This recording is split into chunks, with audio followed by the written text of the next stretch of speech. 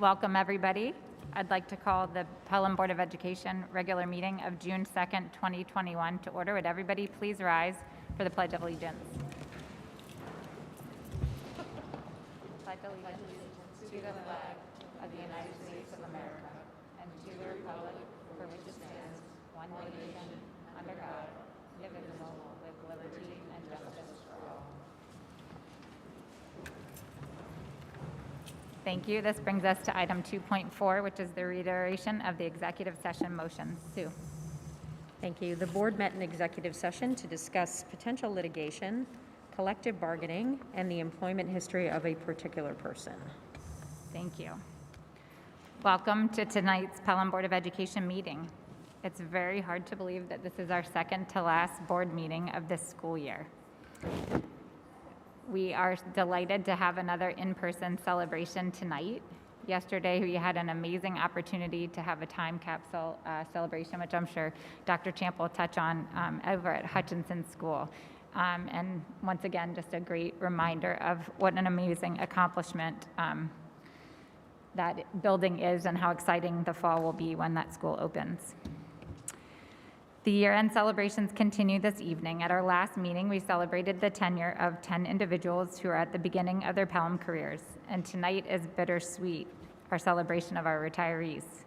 Our celebration is extra special because not only do we have this year's 10 retirees, but we're also recognizing the 15 teachers, administrators, and staff members who retired last year when we were not able to celebrate in person, and we're so thrilled that so many of them have come back today. We thank you for all of your years of service and for your dedication to generations of Pelham students. While our retiree recognition is the main focus of tonight's meeting, we do have the first reading of two policies. One is an update on an existing policy on participation in extracurricular activities. The other policy is a new one. It's diversity, equity, and inclusion. As some may have heard, in April of this year, the Chancellor of the New York State Board of Regents launched an initiative to advance diversity, equity, and inclusion in New York schools. It is the expectation of the Board of Regents that all of our school districts in New York State will develop policies that advance diversity, equity, and inclusion. During the policy portion of the agenda, Ms. Miller, who chairs our policy committee, will share the process through which this draft policy came to this first reading. And finally, we have a few very generous donations from the Pelham Education Foundation. The first is a grant of over $15,000 for art instruction, virtual museum tours, and professional development. The second big grant is for over $20,000 and funds a series of virtual and in-person training sessions for students and staff of the Pelham Middle School to continue the great work which led to the National School of Character Recognition, which we got to hear so much about over our last two meetings from Ms. Sabia and Mr. Llewellyn. So with that, we also have some special student recognitions, which I don't want to steal your thunder. So I'll turn the mic over. I think I have to first get to the approval of the minutes, which is section 3. I'd like to take a motion, a consent of 3.1 through 3.2. Do I have a motion? So moved. Thanks, Sue. Second. Thanks, Leah. Any questions or comments? Okay, all in favor? Aye. Any opposed? Any abstentions? Okay, so section 4 is administrative and committee reports. We get to start with some special recognitions first of our students. I do. Okay. So I think because it's a special honor, I'm going to go over to the podium to read, and once I do, we'll invite the students to come over and to receive the certificate from Ms. DiDomenico.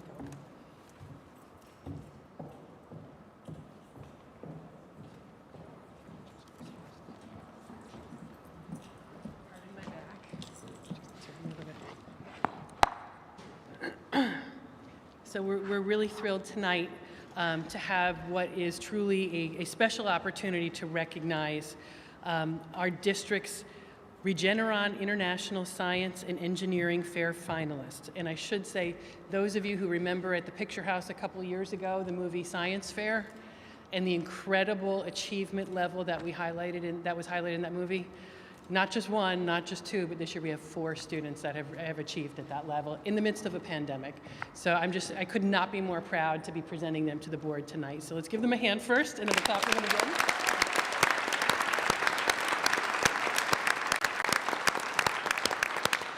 So tonight, we're very happy to recognize our Regeneron International Science and Engineering Fair finalists. In order to compete at ISEF, these students had to earn top honors in their categories at the regional level.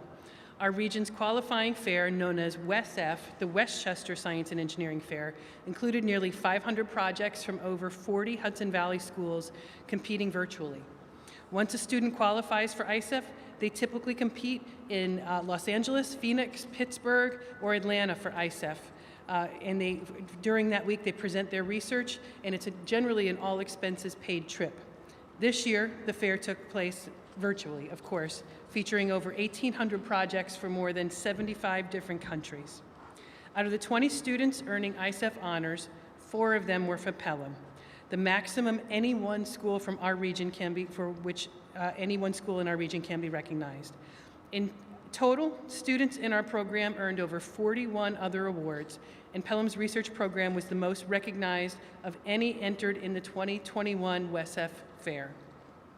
Before introducing our 4 ISEF finalists, I want to commend all of the hard work of the science research students in grades 6 through 12 who participated in our high school and middle school's research program, and express our great pride in all of them for aspiring to be innovative thinkers and problem solvers who persevered through the most difficult times during this global pandemic. Congratulations to you all for an extraordinary year of impactful research. Let's give all of our science research students a hand.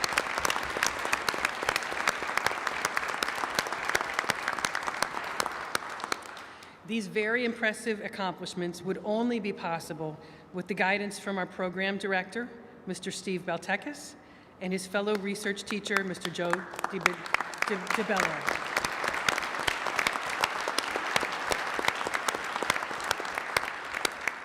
I would also like to recognize the work of Ms. Maria Buckley for establishing the middle school version of the research program, which was recognized nationally by the Broadcom Masters, the middle school equivalent of ISEF. Thank you, Mrs. Buckley.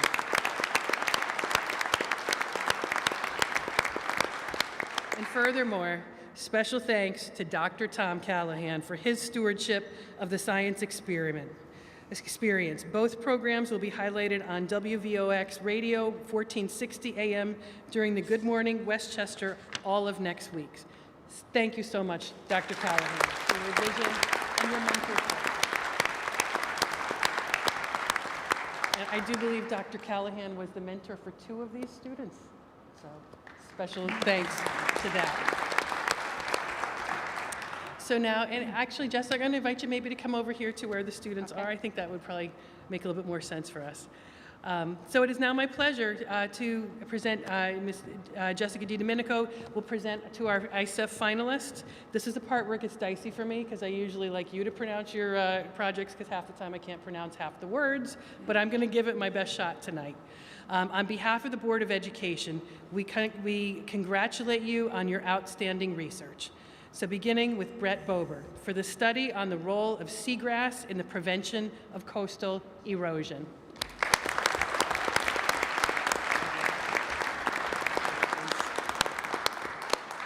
Lucia Lavallee for the study and analysis of undergrounding power lines in the northeastern suburbs.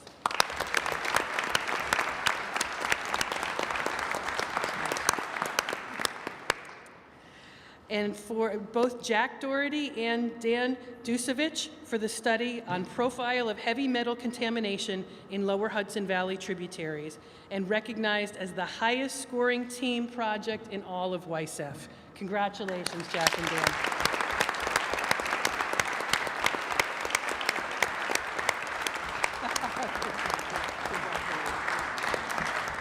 Thank you all so much. I should have, I don't want to put you on the spot. Anyone want to do their elevator speech? No? Tired of it? Okay. I won't put you too much on the spot. Again, we could not be more proud of you and all your efforts during this time. I know even some of your research had to shift as a result of the pandemic, and to do that on the spot just demonstrates the perseverance, the commitment to this work, flexibility of thinking. It's everything that we want our students to be. So thank you all for exemplifying that. Congratulations. Thank you very much.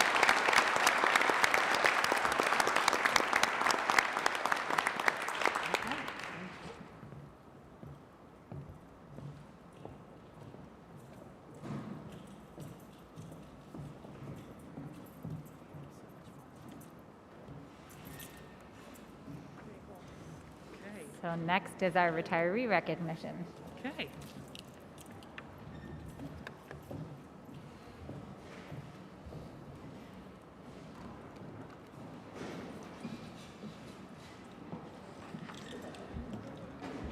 And with that, I'm pleased to come back for the next portion of our program tonight. At our last board meeting, we had the distinct honor of recognizing outstanding educators at the beginning of their careers, having achieved tenure and really gone through the paces, first of getting hired in our district and then earning the right to be considered tenured teachers because of the quality of their work. Tonight, we celebrate those on the other end of their careers who have gifted so much of their lives in service to our district, to our students, and our community. And especially, this is really, what a special year to be able to be together and to have had such outstanding professionals endure what have been the 2 hardest years in education. We're especially pleased tonight to invite some of our retirees from last year who we were able to honor them virtually, but there's nothing as good as being able to do that in person. So we're so pleased to have you back with us tonight, and I know that there is a party planned for the fall, so we are all looking forward to that and hope everyone can make that too. We can celebrate 2 years of accomplishments. Again, as Jessica said, bittersweet because with you leave so many relationships, so much talent, expertise, and really commitment and passion to education. But with that, we also know that you have hard-earned retirements, years of enjoyment, and much still to give back to the world. So tonight, what we're going to do is we're going to proceed through this year's retirees first, and then we're going to go to touch on those who have graciously returned for the second year. And we're just going to, in no particular order other than the list that Maria Caravellano gave me. That's where we're going to go. So first, I'm going to invite Ms. Sabia to the microphone. And Lynn, I'm going to ask you to do the honors of speaking to us about Deb Doherty.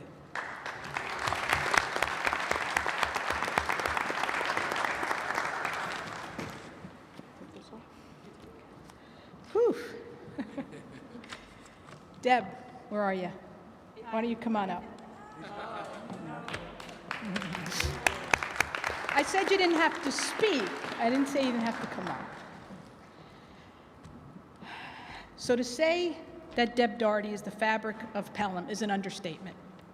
She graduated from our Pelham schools and then had her entire career here. She's truly a pillar of this community.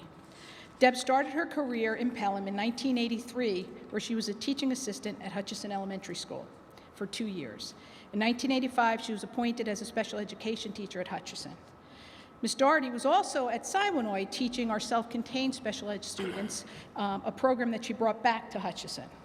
During her career, she's taken many classes to improve her craft and has always looked for ways to improve her practice. She has served the students and families of Hutchison School for 24 years before coming to the middle school in 2007, where we were blessed to have her finish out her 38-year career in Pelham. I think that deserves an applause, 38 years in Pelham.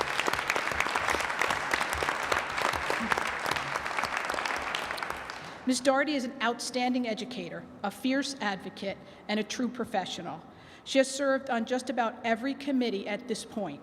I couldn't even name all of them because I'd miss some of them.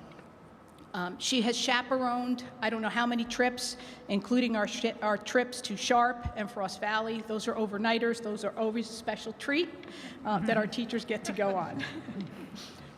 Ms. Doherty has always gone over and above to support her students, whether it's staying after school long after academy is over to help a student get caught up on work, or whether it's reteaching concepts to students. She speaks to all of our students' needs during our annual reviews and CSEs and always puts the students first. Her students describe her as very, very, very smart. You got 3 verys there. Tough, fair, and always willing to help us.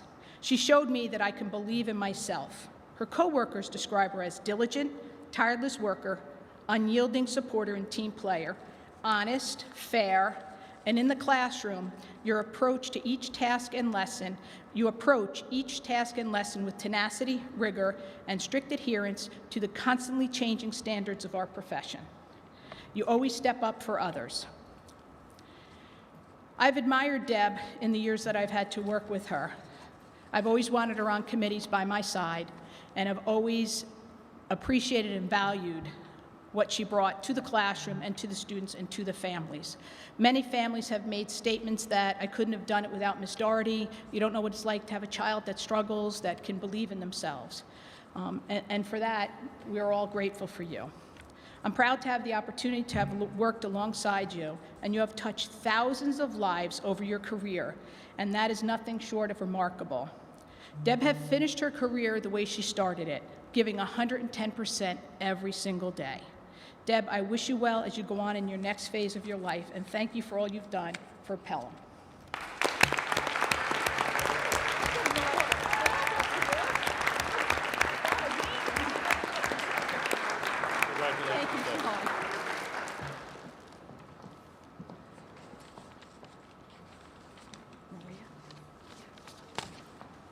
Maria Sutherland.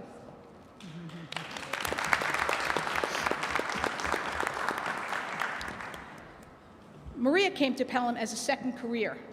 She worked with the National Hockey League as a television and event producer. She worked with the NBA, working with Bob Costas. I'm really dating myself. I'm sure some of you know who he is, a broadcaster and a television personality. But the most impressive is that Maria received an Emmy for her work at NBC Sports, working with the 1996 Olympics. Needless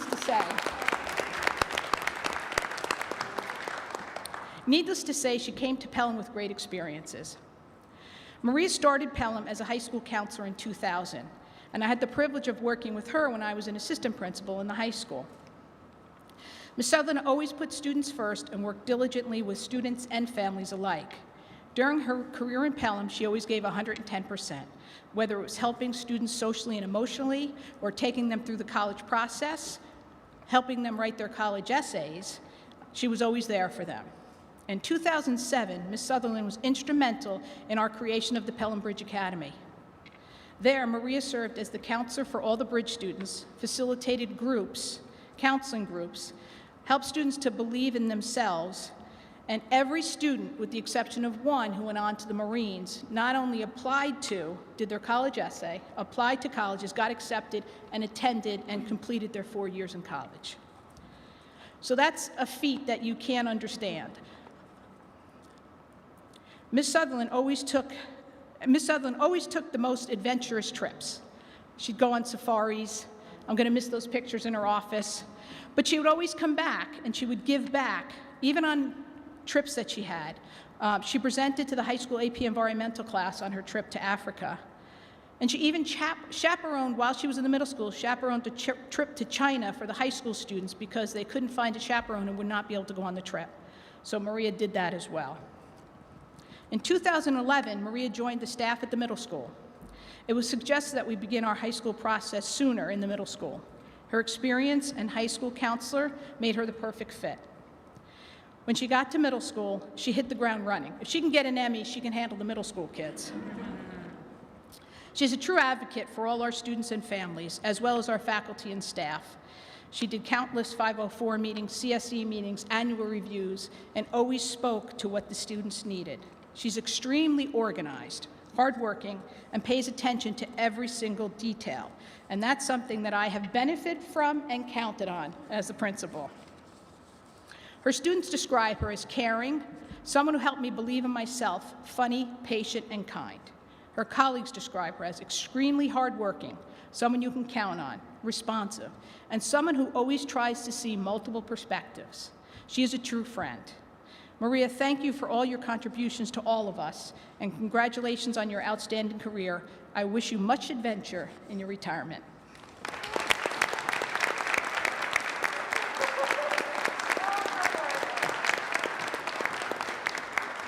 Congratulations. Can I just say something? Sure, very briefly. It's only been 21 years, not 38, but I can't leave Pelham without saying thank you to some people that have made my job as a counselor a lot easier, so I'll be very brief.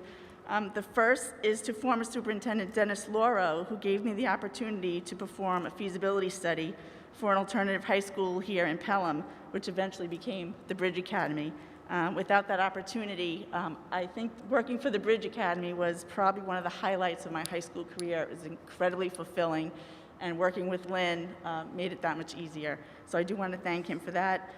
As counselors, we are constantly asking the Pelham Civic Association to help us out for all sorts of things, whether it's for their commitment to the career education, to bringing Thanksgiving feasts and holiday gifts to families here in Pelham, to providing after-school homework help, and just really being very open-minded and flexible to some of the very unique requests we have made of them in order to help some of our students here in the community. So I really just need to say a big thank you to them.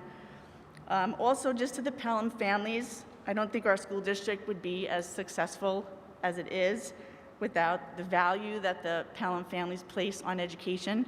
So I do want to thank the families of Pelham. And finally, I need to say thank you to my teaching colleagues, both in the middle and the high school. No matter how many times over 21 years that I have reached out to my colleagues on behalf of a student for an exception to a rule, to help them out, to make an accommodation, I've never been told no. And I think it's this understanding that students experience difficulties growing up that has an inherent empathy. Our teachers have an inherent empathy to the challenge that our students face, and their understanding and their commitment and their flexibility has definitely made my job as a counselor much easier over the years. So I want to thank them for that. I'm truly grateful. Thank you, Pelham.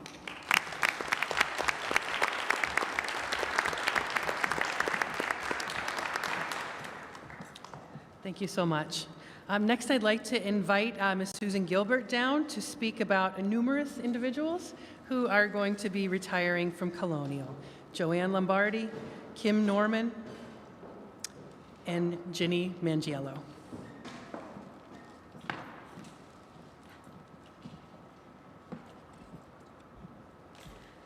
Hi. First is Ginny. How are you? Do you want to come on down? Come on.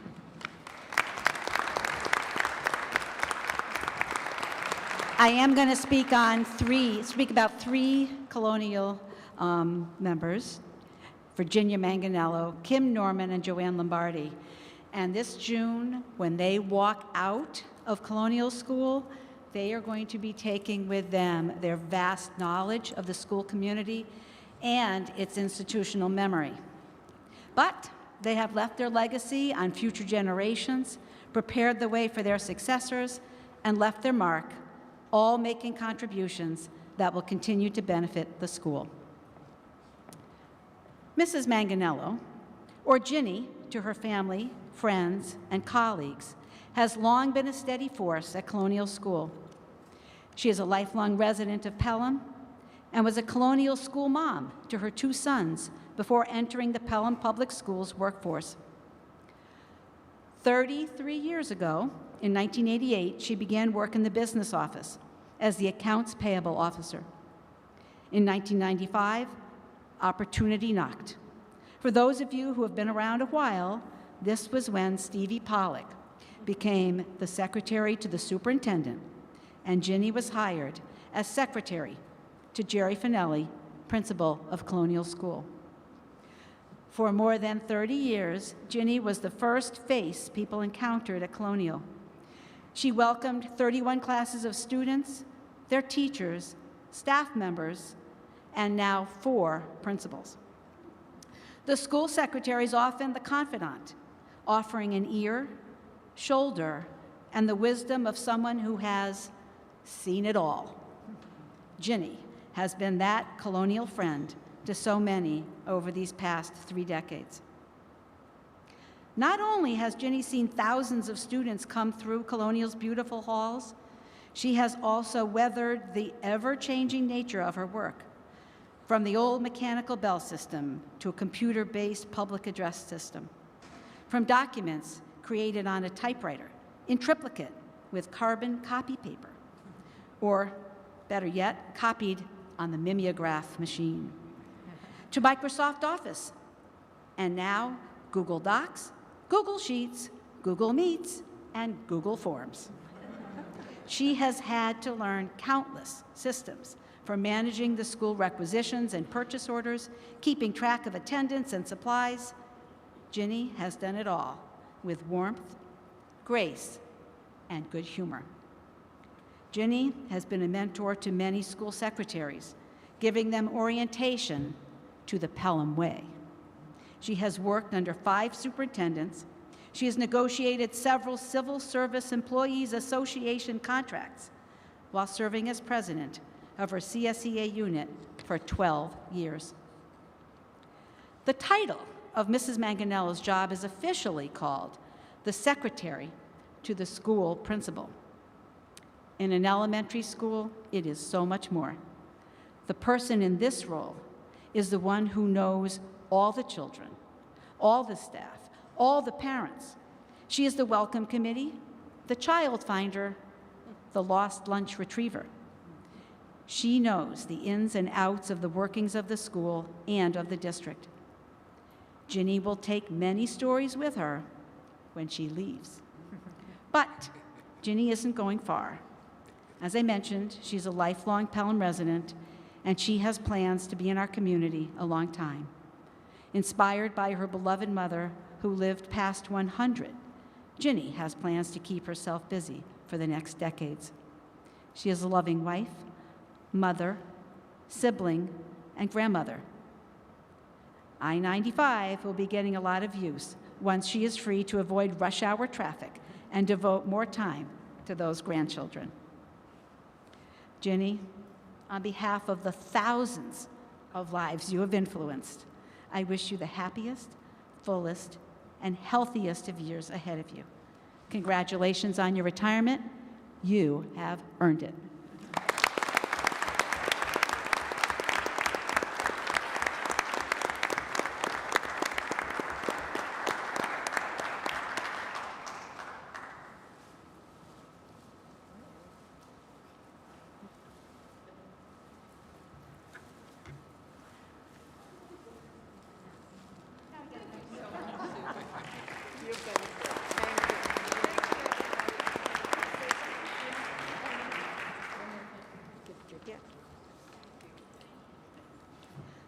All right, Kim Norman.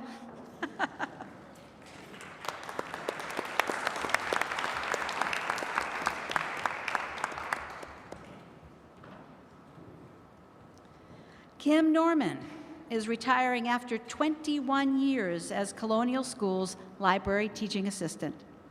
Her supervisors have long recognized Kim's commitment to go the extra mile, often many extra miles. Her influence, however, and that extra mile started much earlier. When her children entered the Pelham Public Schools, Kim got involved. She was a Siwanoy class parent and a co-PTA president of Pelham Middle School. The district then hired Mrs. Norman, first as a substitute teacher, then a part-time teaching assistant for the library at Hutchinson. In 2000, she started working in Pelham full-time. Throughout this time, she continued to make her mark on her colleagues and the children. She was a past secretary of her CSEA unit, and for the past 18 years, Kim has served as the student government advisor for Colonial School. As student government faculty advisor, she made a tremendous contribution with her passion for helping others, her commitment to service, her creativity, and her love of children. She, together with those 18 cohorts of students, raised $47,000 for the Leukemia and Lymphoma Society Pennies for Patients program. They donated 500 toys to the Mount Vernon Head Start. They donated food to the Westchester Food Bank. Over the years, she supervised students in various programs to create posters, videos, interviews, and bulletin boards to honor the teachers and staff at Colonial School, from Administrative Assistance Day, Teacher Appreciation Week, to celebrating retirees. Her creativity was evident in the Colonial Pause Today news show she directed with her student government representatives. She has had an impact on scores of children, creating a generation of citizens who care about others and the world they live in. Throughout her tenure as Colonial School's librarian, her love of books and of reading to children brought the world of literature to her students. In her library classes, she created a warm and inviting environment that welcomed all children, promoted a desire for children to seek out books that engage, comfort, challenge, and excite. Books that will have an enduring impact on their lives. She knows the richness of children's books that bring the stories, the histories, the hard-to-tell stories to life, teaching the importance of reading for understanding the world and the wealth of different experiences that children can reach through books. During this year of COVID restrictions and hybrid learning, Kim's last year as Colonial's librarian, she continued to engage students with her love of literature by reading stories to the children through a computer screen. Surely, this was not how she imagined ending her career as a children's librarian with no children gathered at her feet. Yet, she knew there were still stories to tell, adventures to share, and books to explore. Not even COVID could stop her love of bringing children into the world of literature. In her very last summative evaluation, I wrote, "Mrs. Norman is exemplary in all facets of her job performance, but it is her heart and her sharing of that big heart with the children and their teachers that will be missed most." Kim will finally have time for more of her own reading. We have no doubt that she will continue to find new ways to enrich her community. Colonial School and the students who listen to her reading to them, both in person and online, will be touched by the magic of her love for the world of literature for years to come. And that is a wonderful legacy.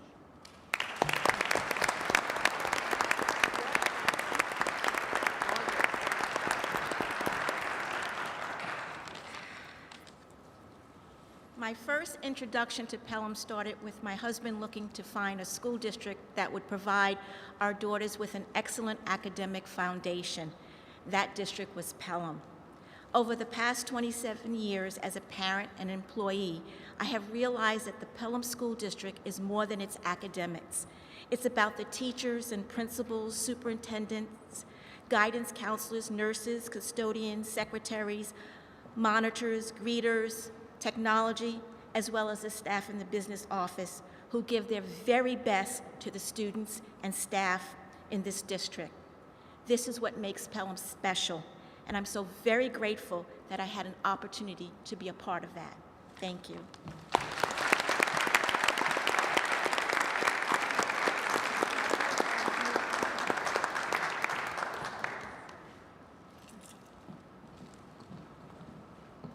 Joanne Lombardi.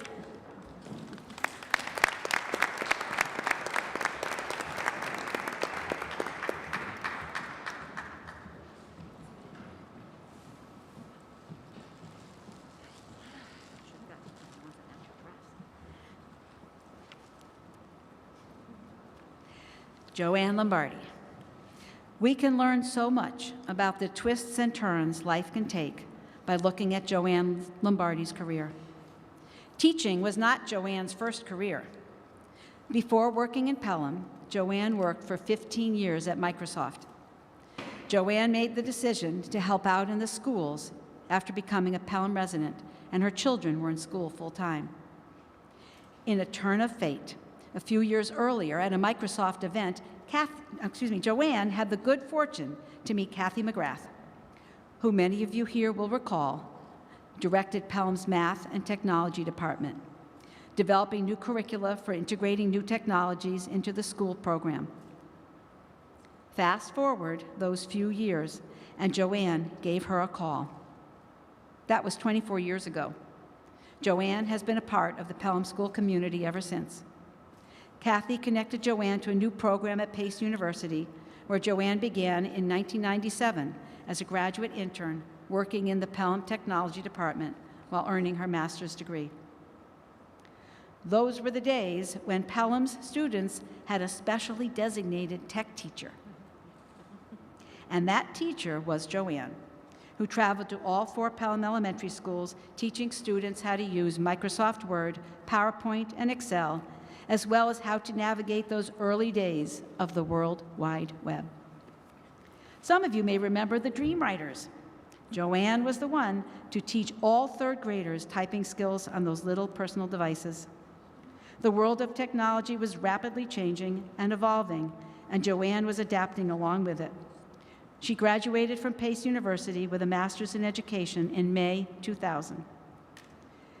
An 8-week 3rd grade leave position opened up at Colonial School for that September, and Charlie Wilson, Dennis Lauro, and Colonial Principal Jerry Finelli hired Joanne Lombardi to fill it.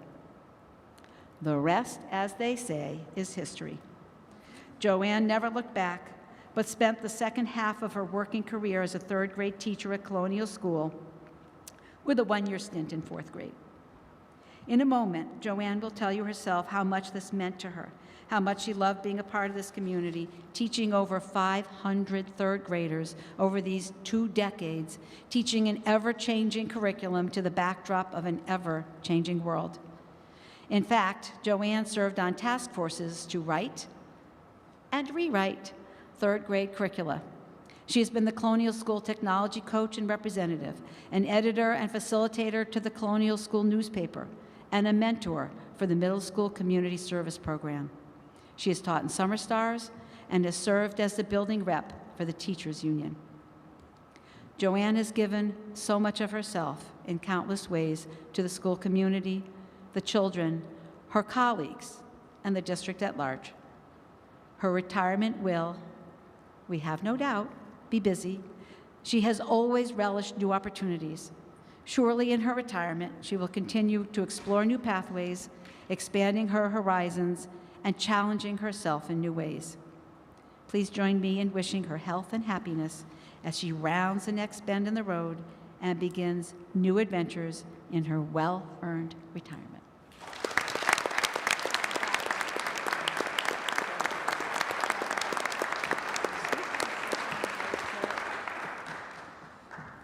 I will be very quick, I promise. Is John Sabalos still here? I thought about the technology. He definitely would have fallen off his chair knowing that I worked for Microsoft at this point, because I'm always calling with technology issues and whatever, you know, I'm a dinosaur there now. However, I will tell you that I am so happy to be here and have always been a part of this community since my husband made me move to Pelham, and my children who are with me tonight grew up in Pelham. My husband grew up in Pelham, and he came to Pelham and went to Colonial 3rd grade. So how, so many years later, I ended up in Colonial 3rd grade, it's just one of those coincidences in life that you can't explain, but it was what I was meant to do for the second half of my career, the second half of my life. And I loved it, and I'm so happy to be part of all of it, and I will continue. So thank you very much, and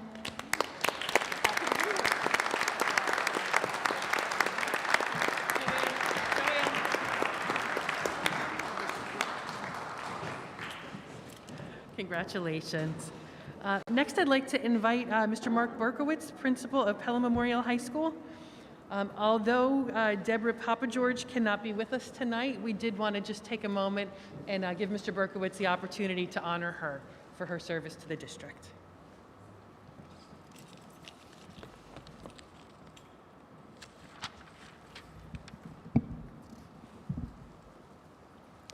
Thank you for the opportunity to honor Debbie Papageorge, much beloved teaching assistant who is retiring after 11 years of service to the Pelham Public Schools.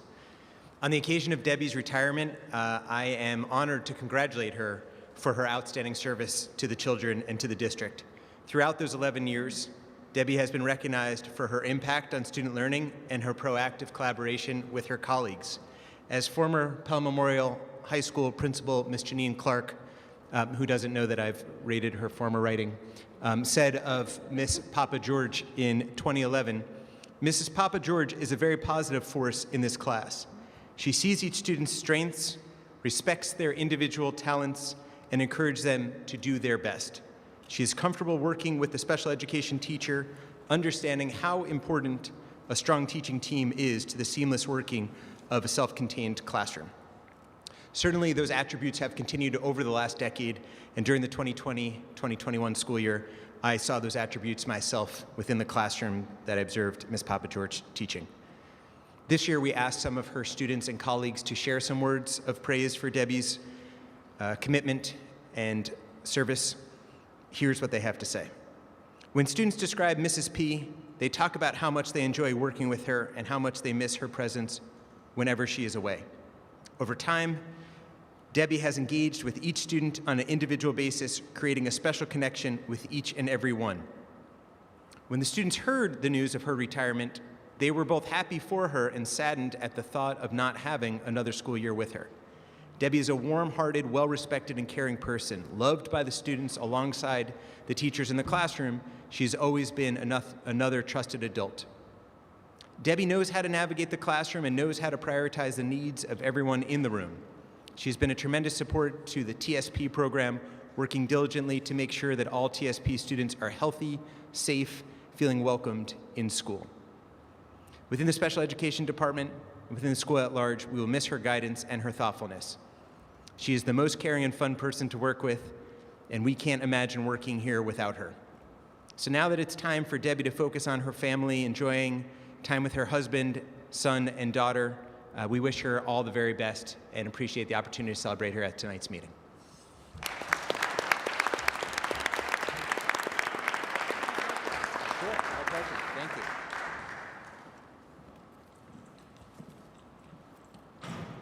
And now I'd like to invite Mr. Jim Rickey for a number of recognitions today.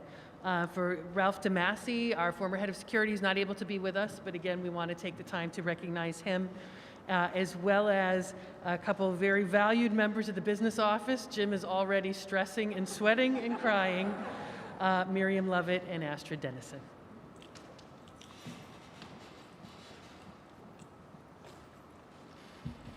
Hi, good evening, and thank you for bearing with me here. First, I'd just like to say a few words about Ralph Debassi. Ralph retired earlier this year. Really just kind of sum it up this way. So in June of 1976, Queen's Bohemian Rhapsody went gold, The Gong Show premiered, Godspell opened on Broadway, The Bad News Bears was out in the theaters, we were gearing up for a bicentennial, and an 18-year-old man, Ralph Debassi, graduated from Pelham Memorial High School. So I had the benefit of going through the 1976 yearbook today, which is really too bad for Ralph. But I really had a chance, and I looked at the quote that Ralph had as his senior quote, and he said, "God put us on this earth to be dreamers, to dream of the things we might be and do, but there are only a few, lucky few, whose dreams come true." Well, in September 1984, Ralph's dreams of becoming a police officer came true when he graduated from the Westchester County Police Academy, and he started his career as a New Rochelle police officer. 4 years later, his dreams came true again when he transferred to the Village of Pelham Police Department as a patrol officer, where he remained for another 18 years, retiring as a detective sergeant in September of, and he rounded out a 22-year career in law enforcement. After resting for 4 long months for Ralph, I'm sure, in January 2007, he applied for and was appointed safety coordinator at our school district and diligently performed those duties for the next 14 years, retiring this past December. I, too, rated some writings of Mrs. Clark, and sorry, Janine. You write good stuff. No. But since the hiring of Ralph Debassi, she said, "We have found our security of our campus vastly improved." And that's true, and that sums up what Ralph did for us. Now, I'm the assistant superintendent for business, so we deal with business and numbers. So kind of want to run this down a different way for you and say, Ralph was here for 4 years as a student, and he worked here as 14 years, so that's a total of 18 years. So what does that equal to in numbers? Well, you could earn 4.5 high school diplomas in that time. It's 3,240 school days, 25,920 period changes, 1.36 minutes, 81 million seconds. And let's not count all the free time that Ralph gave to this community and our district for sporting events and after-school events that we're not counting. He's well respected by his coworkers and students, apparently irreplaceable, definitely missed, a proud friend, father, brother, son, cousin. Ralph always looks out for the well-being of our Pelham students. And with that, I really want to, I'm grateful to have this opportunity to wish Ralph a healthy and health and happiness in his second retirement.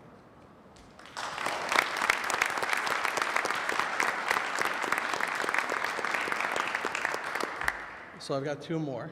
Astrid.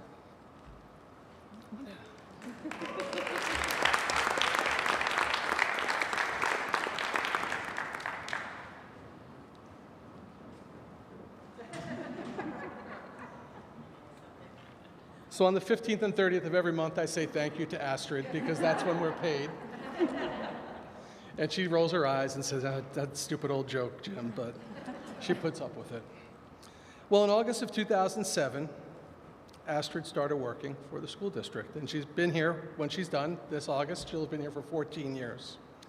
And we've been very fortunate to have Astrid overseeing payroll and benefits for all that time. So what do you know about Astrid other than you know you get a check on the 15th and 30th of every month?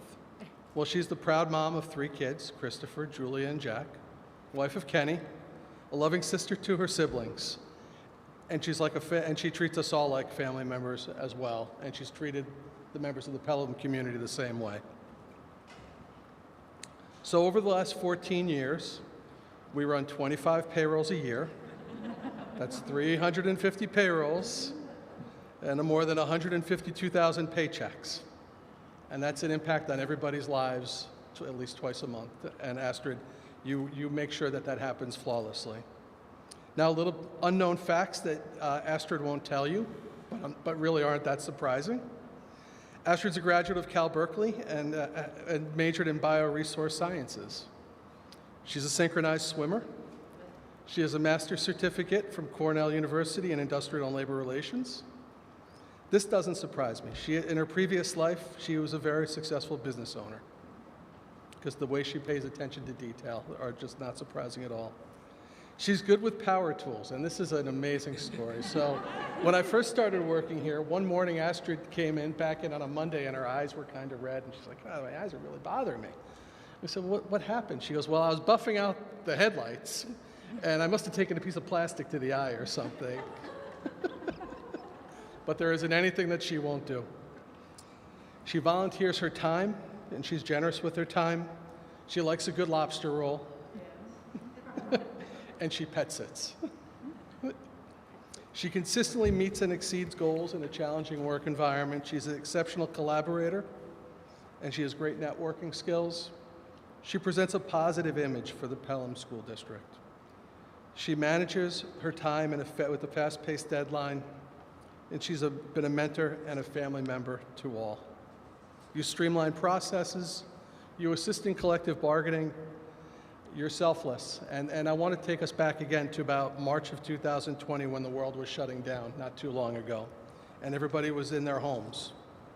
And so the business office, we had to make sure things continued. And Astrid had just returned from a trip, and I don't think she was feeling really great. And there was a lot about what was going on, and we didn't know what was happening. But we also knew that the people in Pelham and the people that work for the district were expected to get paid. And Astrid came in, and she had a payroll ready. And then when she finished that one, she did another one. And then she did another one after that. And that was just to make sure everything was consistent. And I know she did that because she was being selfless, and she didn't know how she was feeling or if she would be sick for the next payroll, but that's what she did. And she wanted to make sure our hourly workers got their pay as well, because we were continuing everybody's pay. And that's really, a testament to the type of person that she is and how selfless that she's been. And I want to thank you because over the last 14 years, and I know her husband Kenny knows this. Oh, sorry, Kenny, I'll get a good, this is my good angle, thank you. You've delayed trips, you've canceled trips, you've missed events, and you've done all these things for the benefit of the Pelham community. And people don't know that, and you don't want them to know that, but I get a chance to say that right now. So in the future, please continue your pursuit for the future of lobster roll. I want to wish you and your family health and happiness in retirement. We know you're avid travelers, so please send us postcards and let us know and visit your kids and enjoy everything that you missed and that you have looking forward to in the years to come.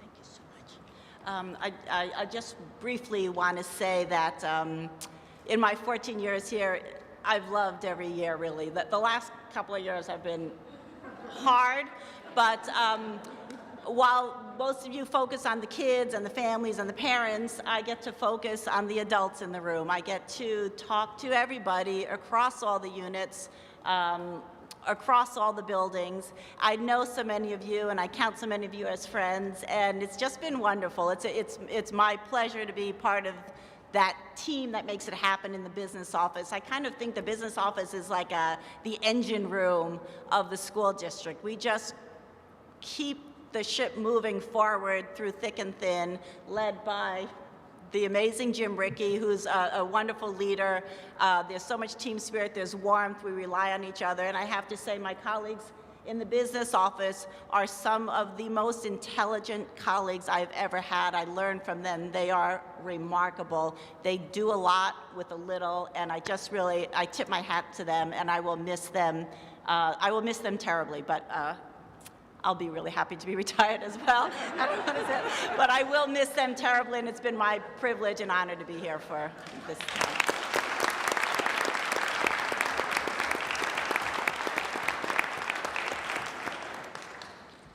Come on, Miriam. Your turn, Miriam.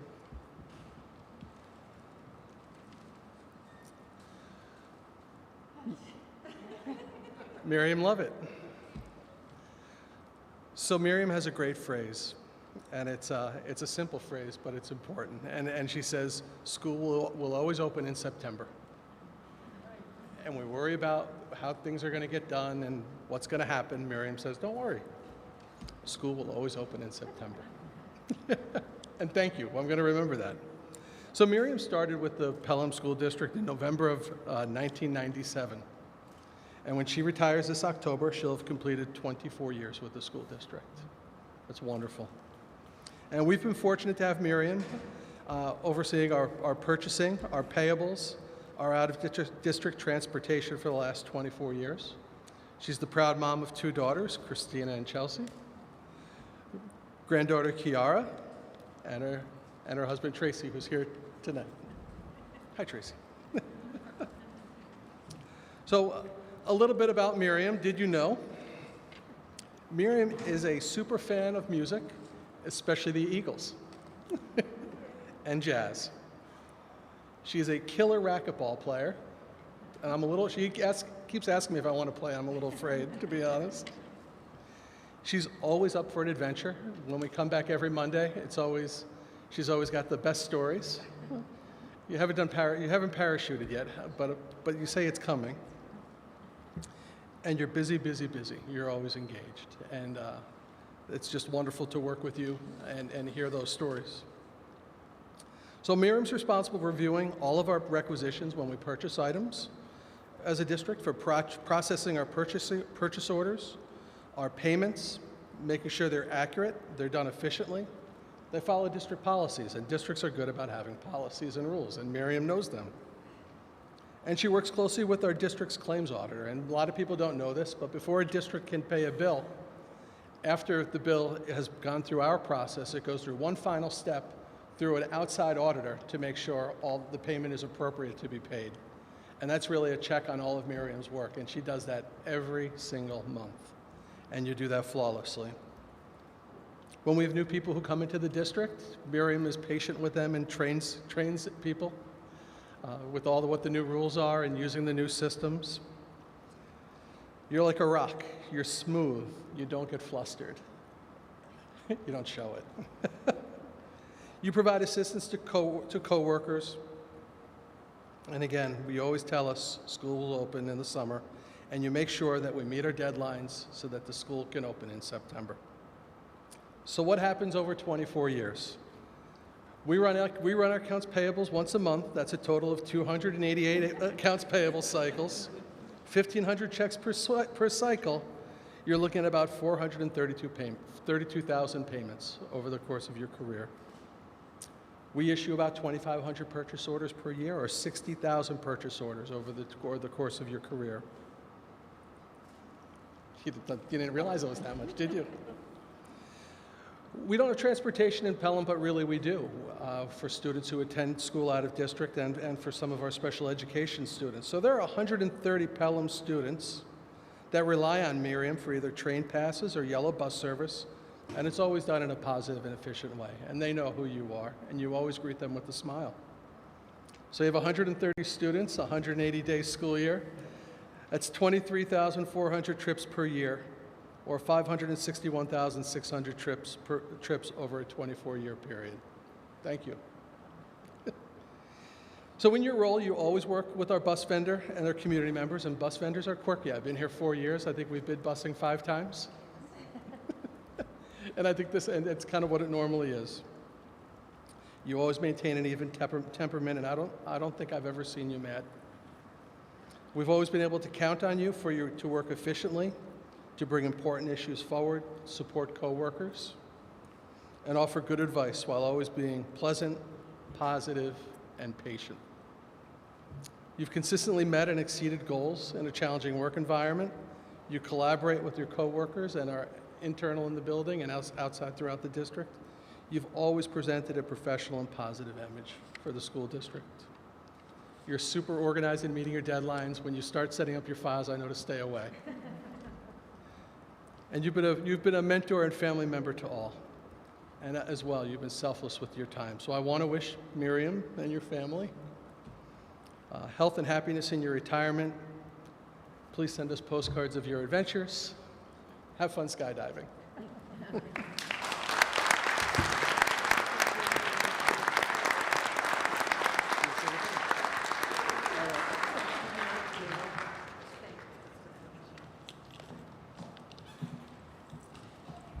Thanks, Jim. And now we'd like to transition to honoring our retirees from the 2019-20 school year. That would be the folks in the room who look relaxed, 15 years younger than last time we saw them, and weren't wearing masks. Okay? I'd like to invite Dr. Callahan back up to do our honors for our first retiree, and that would be Laura Connors.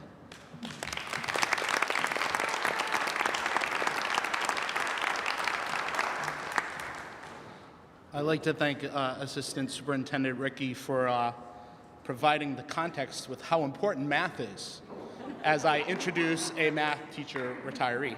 And I'd also like to invite Ms. Janine Clark up to the stand as well, who, by the way, was the founder of the science research program in Pelham schools. So she deserves a lot of the credit for what we saw earlier this evening.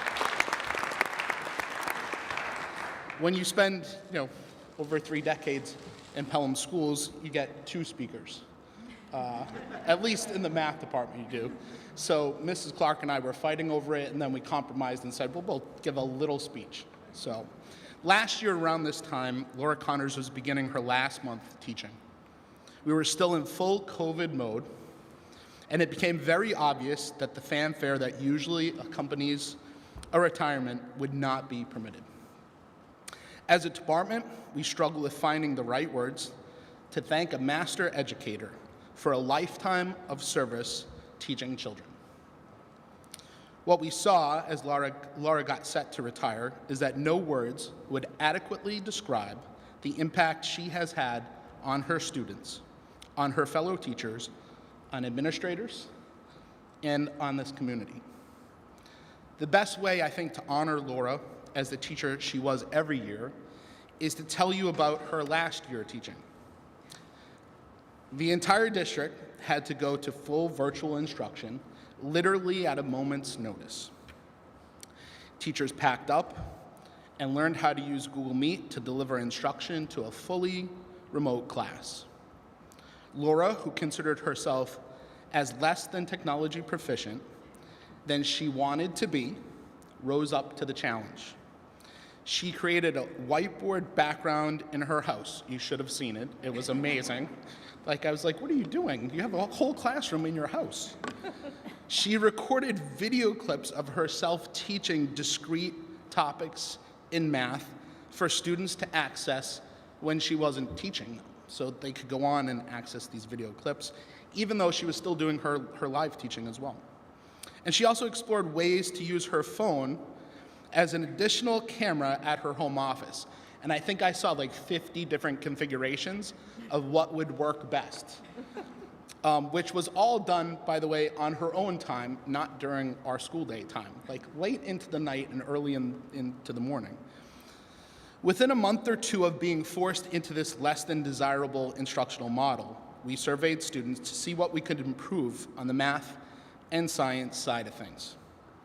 A number of students cited Mrs. Connors as, quote, the best teacher during the pandemic, unquote. They loved what she had taught herself in order to teach them. She spent countless hours finding ways to virtually teach, assess, and support kids. If you think about it, she was only months away from retiring. Instead of dialing things back, she dialed things up. I can honestly say she was an inspiration to all of us during the initial days of COVID, when we needed her veteran leadership the most. So last year, the math department shared at her last faculty meeting the top 10 things they would miss about her.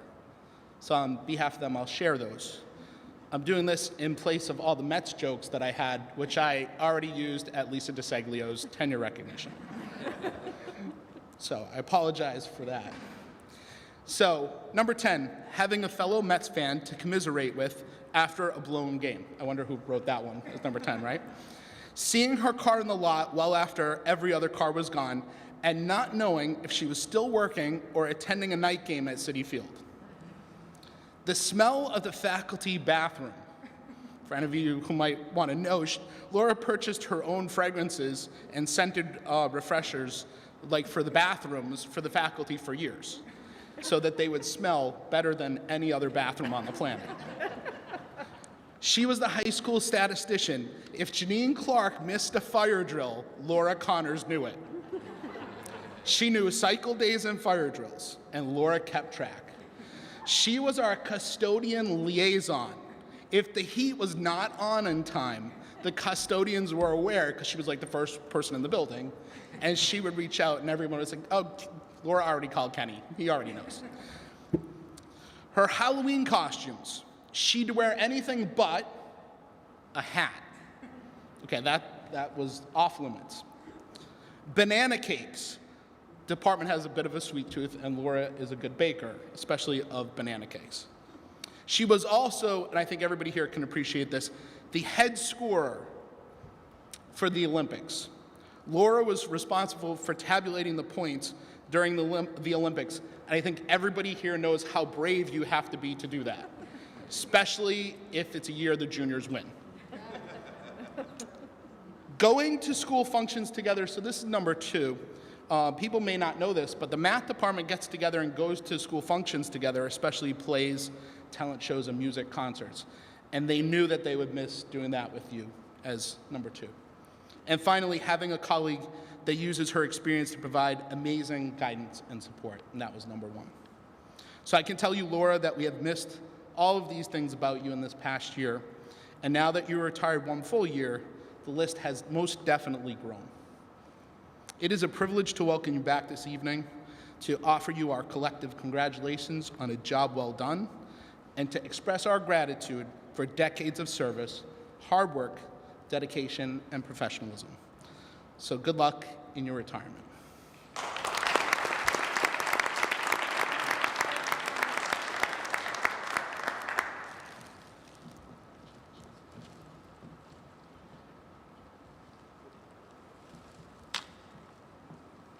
it's weird being back here. So Laura, I don't know many people who can say they've remained at the same job for 36 years in this day and age. That's why it takes two of us to write this speech. But tonight, we're honored to celebrate you. You became a mathematics teacher at the high school in February of 1984, replacing a colleague who was having a baby. You received your tenure in 1987 and served in various roles in addition to teaching mathematics throughout your years at Pmhs.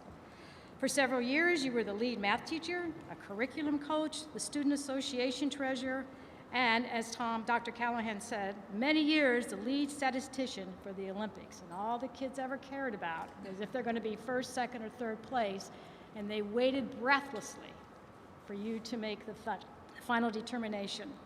As a teacher, you've taught a variety of math classes, but what was surprising to me is that I found out you also taught basic computer science as well as computer science 1, 2, and 3.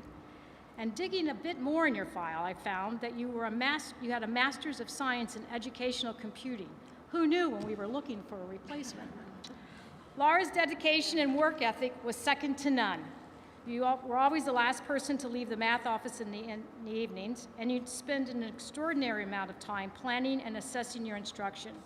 You were always available for your students for extra help and support.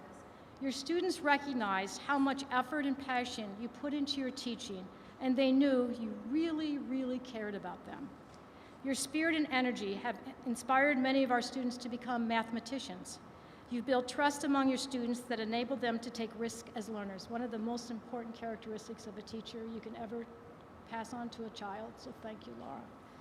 You're a shining star who illuminated the day with your tremendous sense of humor and your smiling demeanor. You used to drive across the Tappan Zee every day. Now it's the Mario Cuomo Bridge. So I'm wondering what you've been doing with all that money instead of spending it on tolls. Possibly Atlantic City is in your future. All kidding aside, Laura, you will be missed, or you are missed, by the thousands of students that you've taught, the families you've known, and the friendships and admirations you've formed with your colleagues. Several of them are here tonight, as a matter of fact, which is nice to see. With sadness tinged with a great deal of jealousy from your colleagues, we hope you're enjoying your retirement and sincerely thank you for all that you did for the students of Pmhs.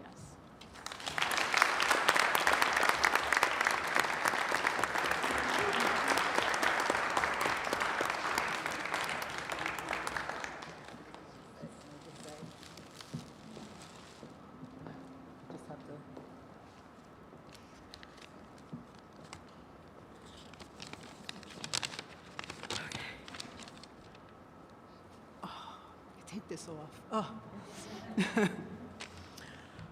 I am very lucky to have called Pelham my home away from home for 36 and a half years, a place where I began and ended my teaching career. I loved going to work. How could I not? We have such a professional and caring staff and administration and a wonderful student body and community. I am grateful to have been part of such an amazing department. In the math department, we were not just a department, we were a family. I have seen people come and go over the course of my career in our department, but the one thing that remained consistent is that we had always cared and supported each other, both professionally and personally. I also want to shout out a special thanks to Dr. Callahan. It was a privilege working with you since you joined Pelham. Beside you, I would like to say thank you to the Pelham School District for taking a chance on me and for giving me the opportunity to teach your children and do what I loved to do for 36 and a half years. Pelham will always hold a special place in my heart.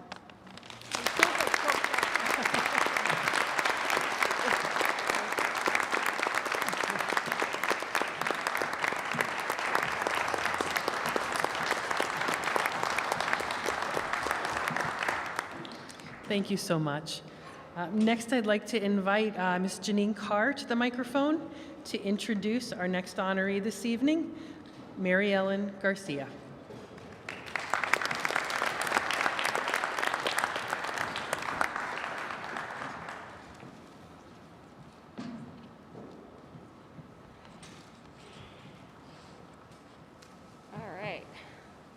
last time I spoke about you, I didn't need these. My eyes are tired. So tonight we celebrate Mary Ellen for dedicating 37 years to the Pelham School District. Mary Ellen has always dreamed of becoming a teacher from when she was a little girl. Her dream came true in 1984 when she got her first teaching job in Pelham. Most recently, she has served as our resource room teacher. Mary Ellen came to work with a smile on her face each day. And in addition to that smile, she always wore a great outfit from Talbot's with the matching shoes and vest. She was usually one of the first to arrive, and the staff always knew that they can go to her for help, whether it was asking for advice on a student that may have been struggling or answering any questions about a student or a CSE meeting. She began each morning greeting our kindergartners as they came in, ensuring for a smooth transition to their day, and from there, she never stopped. Throughout her 37 years in Pelham, Mrs. Garcia has helped so many students reach their fullest potential. She supports the academic needs of students, but has always kept their social, emotional needs at the forefront of her work. She always made sure the kids and families felt connected, whether it be staying on the phone with a parent to answer questions or helping to organize our Connect Kids initiative to make sure every student in our school can connect to an adult in our building. A few of Mary Ellen's other roles included our social committee chair. She was always an active Spirit Day participant, whether her shirt said Prospect Hill, my favorite was the boss, or whether she dressed as Where's Waldo for Read Aloud Day. She was always in gear and always participating. She was our resident DJ during our holiday sing-alongs. She mentored many new teachers. She headed up our spelling bee. She coordinated all things RTI, now MTSS. She scheduled the state tests. Just glad we didn't have to do that last year. And she always worked lunch duty. She was the SEPTA rep and my favorite teacher in charge. And she showed me just how in charge she can be on my first day at Prospect Hill when we had a lockout. She said, "Do you mind?" I said, "Nope." And she said, "You go there, you go there. I'll be at that door. Give me the radio." I said, "All right, way to go." When Mary Ellen retired, our staff set up a kudos board as a tribute. Some of the words that popped out to me were the one and only, the foundational rock, mentor, supportive colleague, and my personal favorite, the legend. One of our teachers, Mrs. Martin, shared the following anecdote with me. One day I looked out my window and there was Mary Ellen with her students weeding and planting bulbs and sunflowers around the monument at the Friendship Circle. It was such a beautiful sight because the children were fully engaged in taking ownership of that plot of soil. They watered it each day and it began to bloom and bloom until the flowers were taller than Mary Ellen. All I could think of as I photographed this was, "Mary, Mary, quite contrary, how does your garden grow?" It wasn't just the flowers that she tended to, it was her students as well. They blossomed under her tutelage and watchful nurturing, just like the flowers did.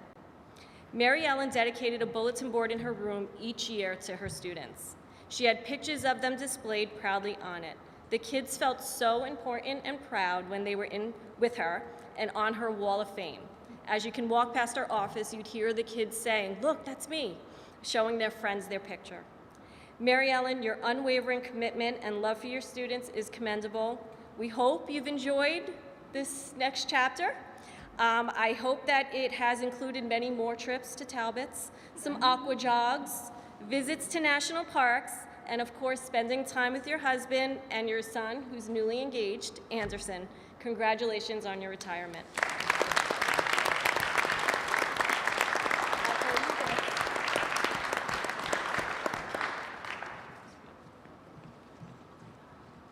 I'd just like to say that I'm a proud Hutchinson School graduate, a proud Pelham Pelican, and it's been a privilege to be both a student and teacher in the Pelham Public Schools. Thank you so much.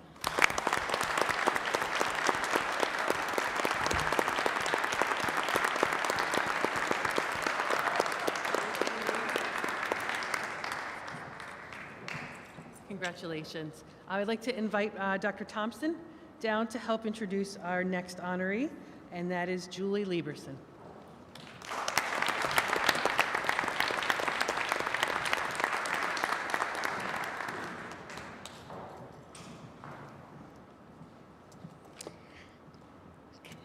Good evening.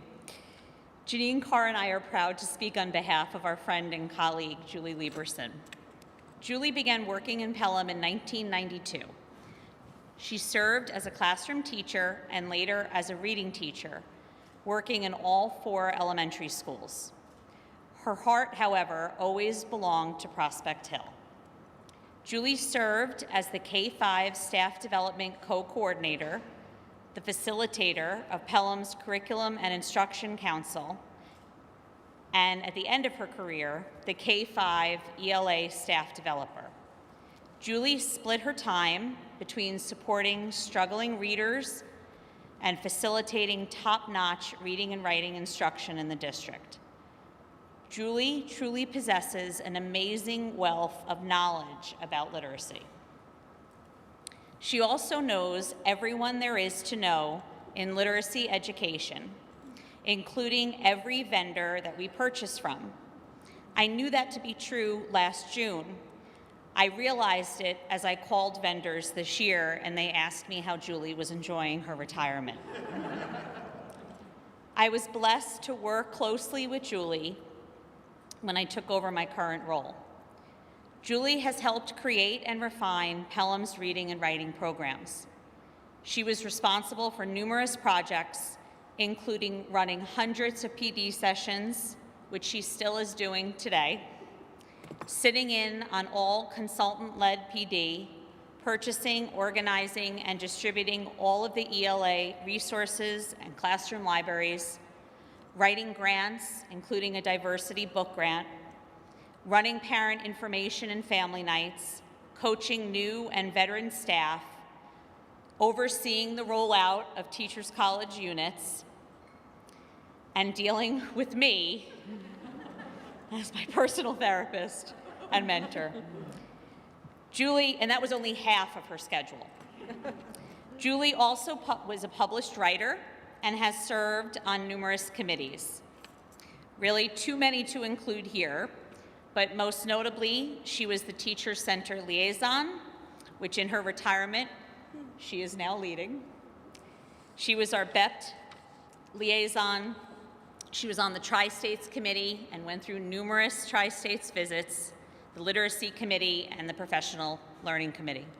Julie gave up countless hours and days with her loving husband, Danny, and her son, Jake, in order to grow Pelham's programs, to support our teachers, and to help students flourish as readers and writers in the district.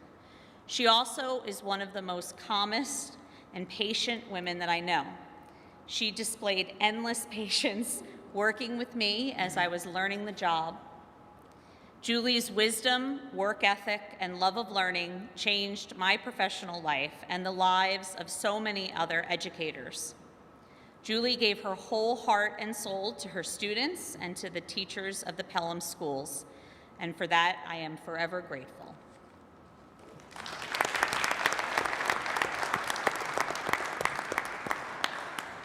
Is there anything left to say? Of course.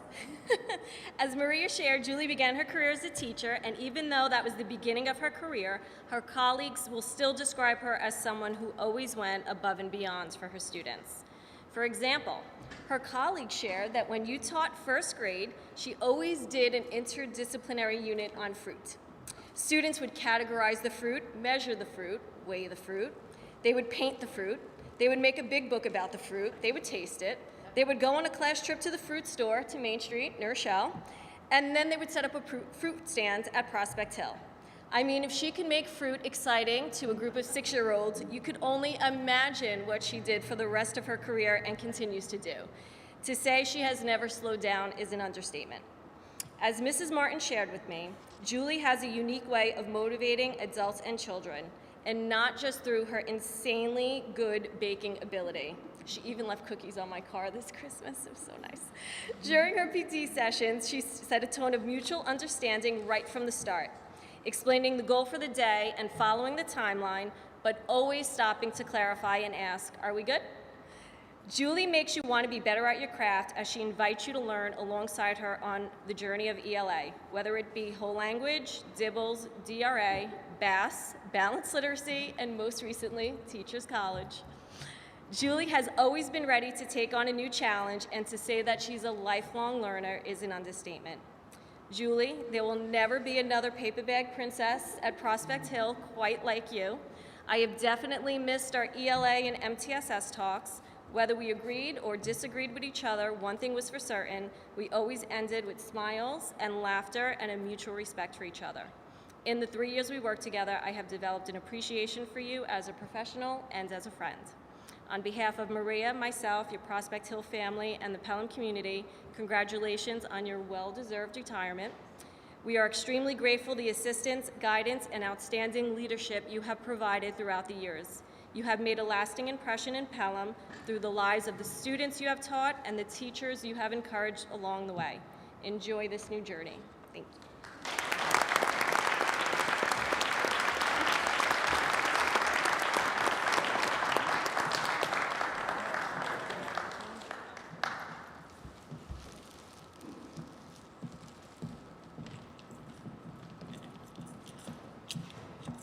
All right, we're getting into the home stretch. I'm going to invite Dr. Fitzgerald to introduce our next honoree, and that is Maureen Morrissey.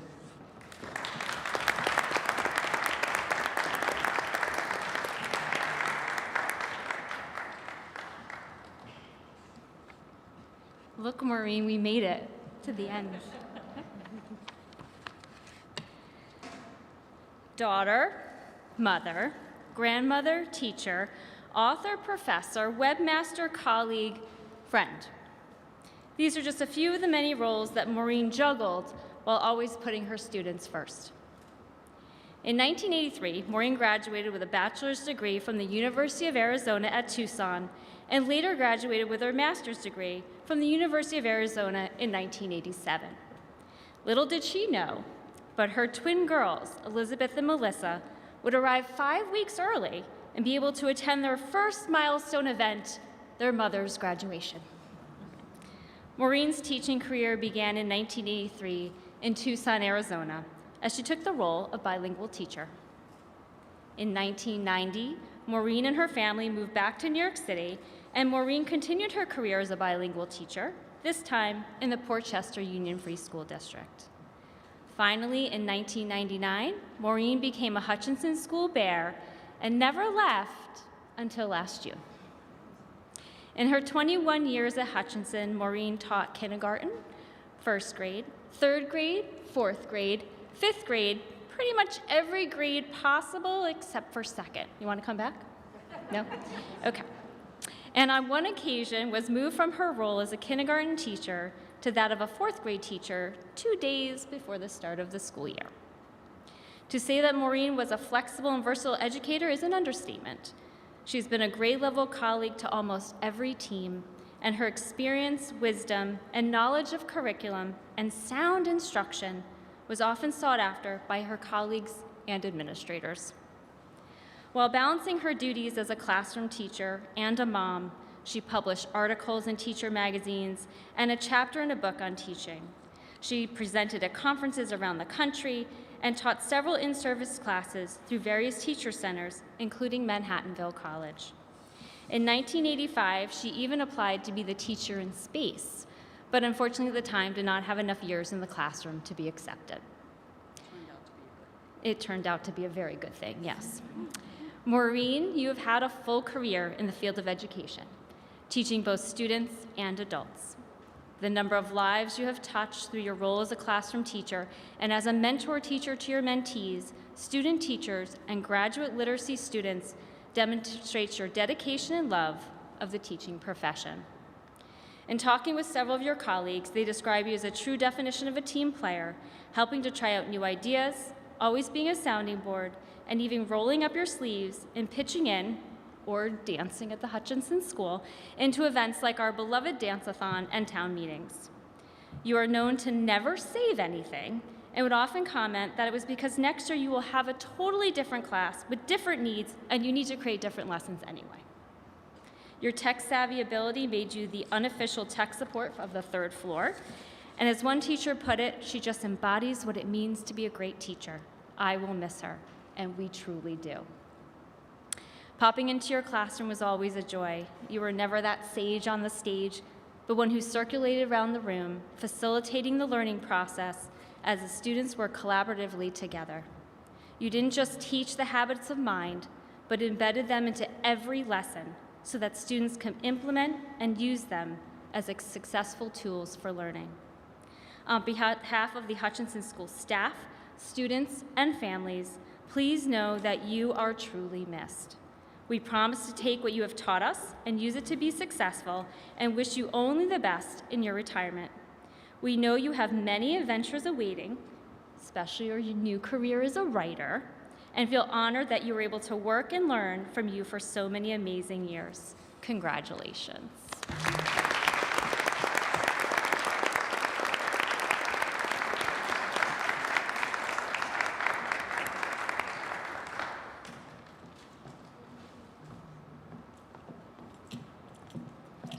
Okay, and this really is the home stretch, and I have the honor of honoring the last two honorees this evening.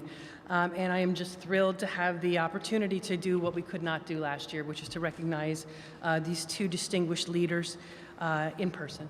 So I'm glad to start off tonight with my friend and colleague, Janine Clark. I'm going to invite her up. And of course, as you saw tonight, she's a pro. She just snapped right back into that mode and took charge of the microphone. Janine Clark began her preparation for the field of education at the University of Cincinnati, receiving her bachelor's degree in 1975. I did have to say it, yes. But as I said to Susan, I won't tell you how old I was. And then her master's degree in 1977, with both degrees focused on the needs of students with disabilities. She began her teaching career also in 1975 in the Cincinnati Public Schools as a self-contained teacher of students with multiple disabilities. She taught students with disabilities there and in Montgomery and Milford, Ohio, over the next 7 years, and eventually found her way to the metro region here in New York in 1982, where she again served as a special educator for the students at Clarkstown High School in West Nyack. That foundation of special education and a heart for students with disabilities is evident in everything that Janine has done. She began to step into administration while she was in Clarkstown, serving as a department chair. She then pursued her administrative certification through graduate studies at Iona College and the College of New Rochelle.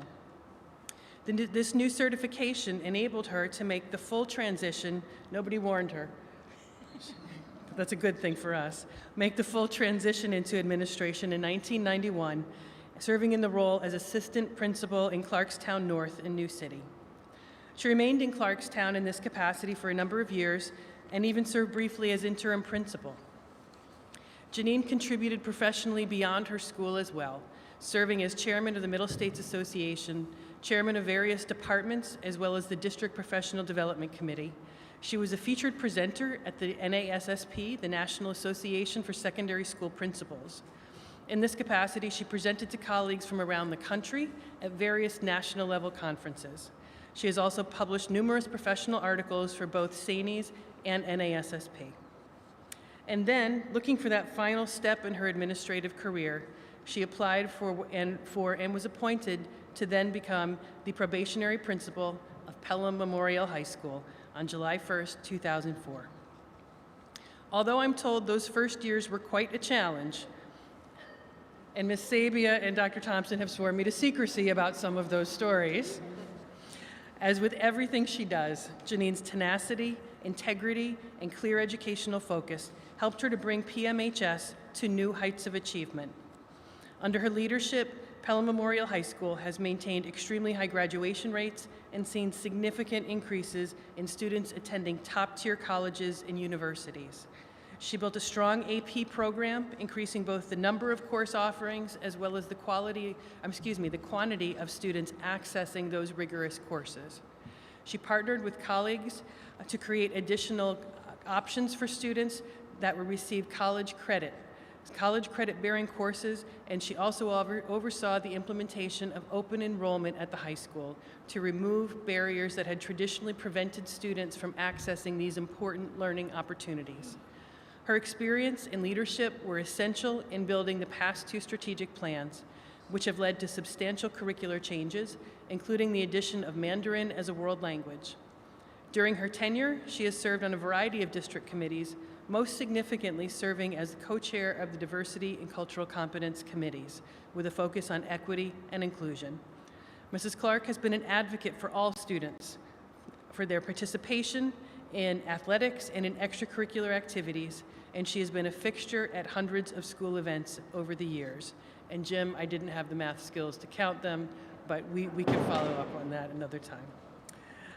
Former Board of Education President Madeline Smith said that Mrs. Clark is a great listener and leader, noting that the high school functioned well under her leadership and that Pelham Memorial High School has the outstanding reputation it does because of Mrs. Clark.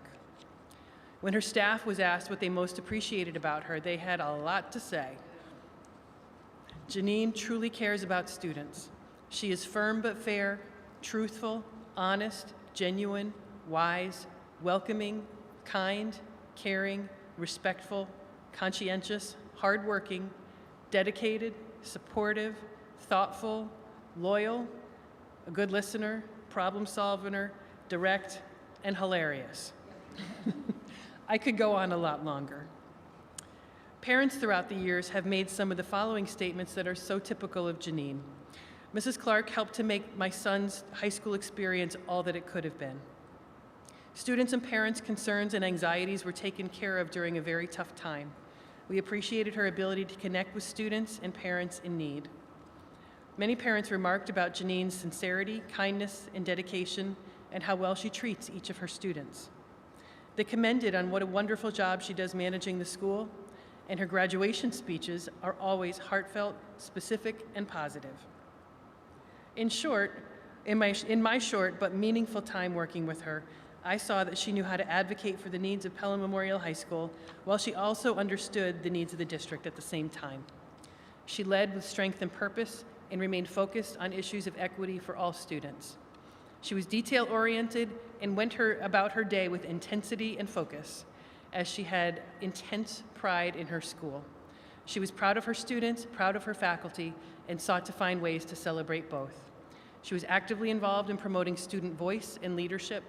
She engaged regularly with the student government and various students in leadership positions. To sum things up, she, Janine, is an instructional leader of the highest principles and is driven by strong values that led her to challenge herself and her faculty in structuring an academic program that challenged all students to be the best they can be, and has the values and she values and cherishes the diversity that existed within her school.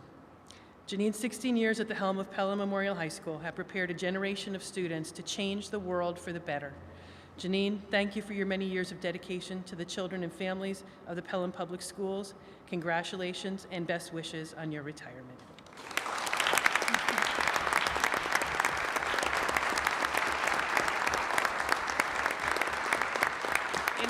And a year ago, I promised a plaque to honor your dedication to your students and their extracurriculars. So this is one for you to take home, and another will be going up across from the principal's office in the main hallway at Pelham Memorial High School.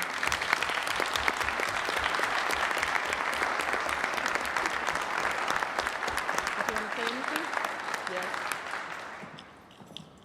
I told Dr. Champ that I wasn't going to speak. I wasn't planning on speaking, but I have no words to say other than thank you. It was a wonderful 16 years. I've enjoyed working with many Board of Ed members, the teachers, the administrators, all the staff. Pelham is a wonderful, wonderful place. And throughout this past year, I've been having a great time at retirement, but I miss seeing everyone. So it's the people that make the connections to the students, to the children, to the staff, to the administrators. That's the connection I really, really miss. But I'd like to thank you for this honor. Dr. Champ, your speech was, I don't know who it was you were talking about, but it was beautiful. And thank you for this tremendous honor. I'm very, very touched. Thank you.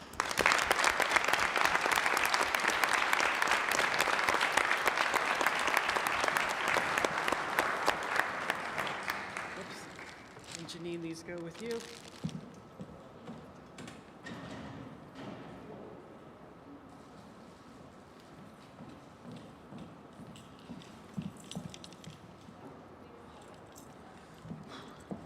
And finally, Susan Gilbert. Take two.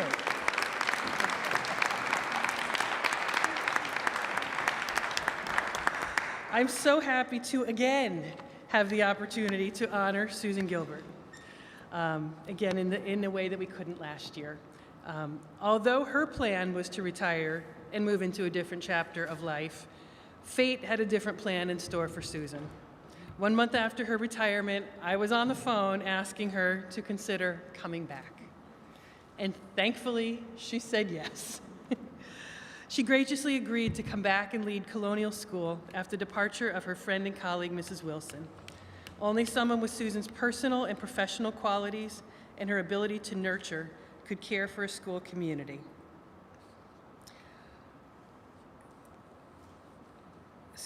Could care for a school community after the unexpected departure of a highly regarded principal during what would be the hardest year in education. And for that, we are truly grateful. So here today, we're here to celebrate her accomplishments here today. And Susan, for your sake, I do hope that retirement sticks this time.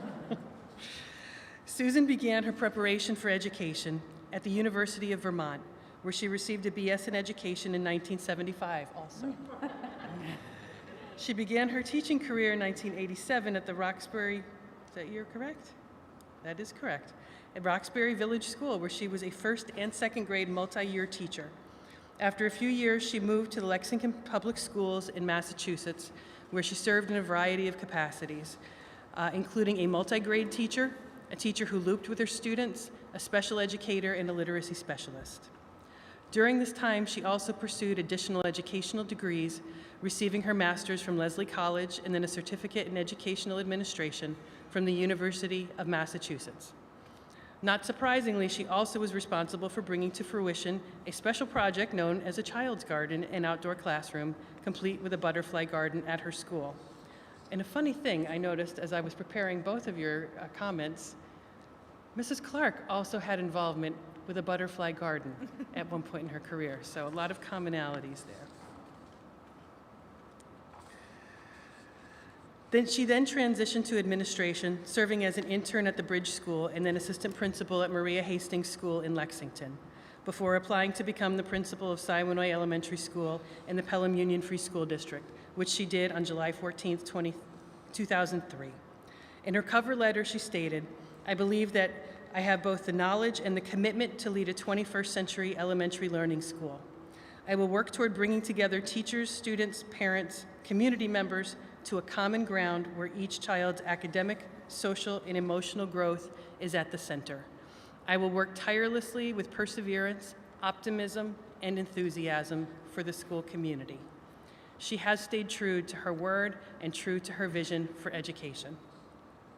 During her career in Pelham, Susan worked to diligently create a culture where all students are valued, where parents are partners with school staff, where staff and students are treated with care and respect. She built a strong team with a sense of shared purpose through careful nurturing and feedback. She served as a formal and informal mentor and collaborative colleague to the other elementary principals, demonstrating an unwavering commitment to equity, well-rounded educational experiences, and developmentally appropriate approaches to elementary education. Each day, she focused explicitly on ensuring that every child matters. She has kept a clear focus on developing not just the academic, but the social and emotional wellness of each of her students, long before those were key initiatives in educational circles. She has spearheaded important work to curb bullying, encourage kindness, foster conversations with children and parents about equity and diversity. Mrs. Gilbert has encouraged students' creativity and has been a strong advocate of the arts. She has collaborated to improve the district's literacy programming and was heavily involved in bringing Spanish language instruction to the elementary schools. She was also instrumental in developing the famous 5th grade Make a Change capstone project in implementing responsive classroom district-wide. She holds core values of equity, respect for all, and assumption of positive intent. She's patient, considerate, and exercises good judgment with the well-being of children at the center of all she does. Susan is a hardworking, dedicated professional and a woman of warmth and integrity. She leads through kindness and extends respect to others at all times. Her vision, persistence, and creativity were the driving force behind the creation of Siwanoy's outdoor classroom that our students, staff, and families enjoy today. It's a place to explore, to wonder, and to be grounded in true authenticity. A place to learn to care for nature and the environment in a symbiotic way. To learn about the cycles of life, growth, difficulty, resilience, and renewal. A place to create, collaborate, play, and find joy. All tangible evidence of the legacy she leaves behind in each of her students, teachers, and colleagues. Susan, thank you for staying true to your vision and promise of bringing together teachers, students, parents, and community members to a common ground where each child's academic, social, and emotional growth is at the center. Thank you for working tirelessly with perseverance, optimism, and enthusiasm for the Pelham Public Schools, and best wishes for a happy retirement second time around.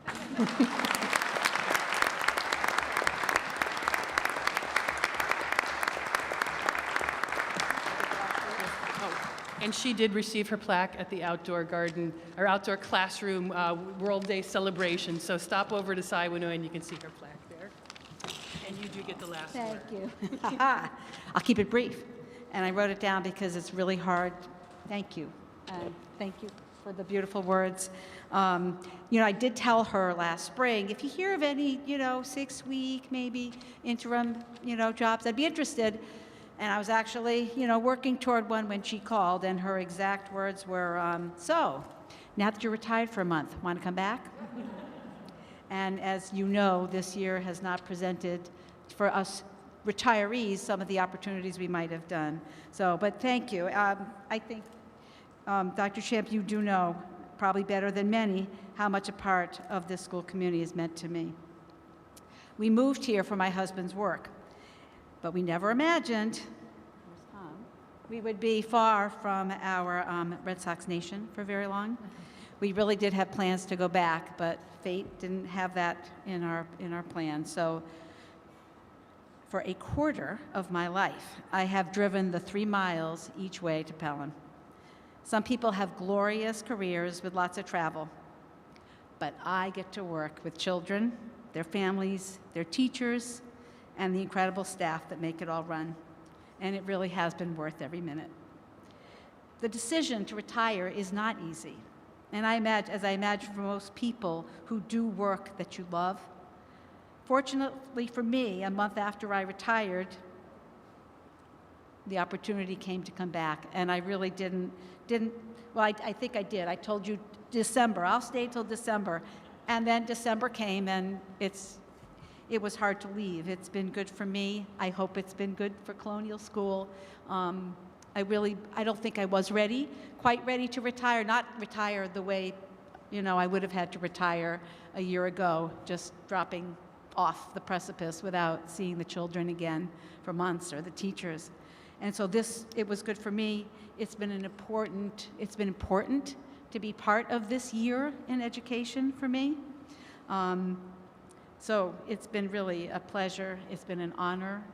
I want to thank, you've been around since I've been here, since I started, but to have the trust in me and giving me this opportunity to work with your children, to work with the staff.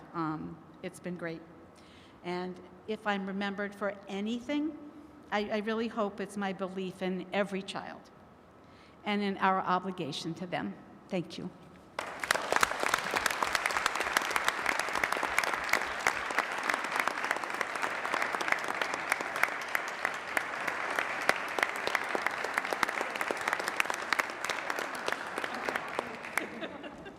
We're making a deal over here already.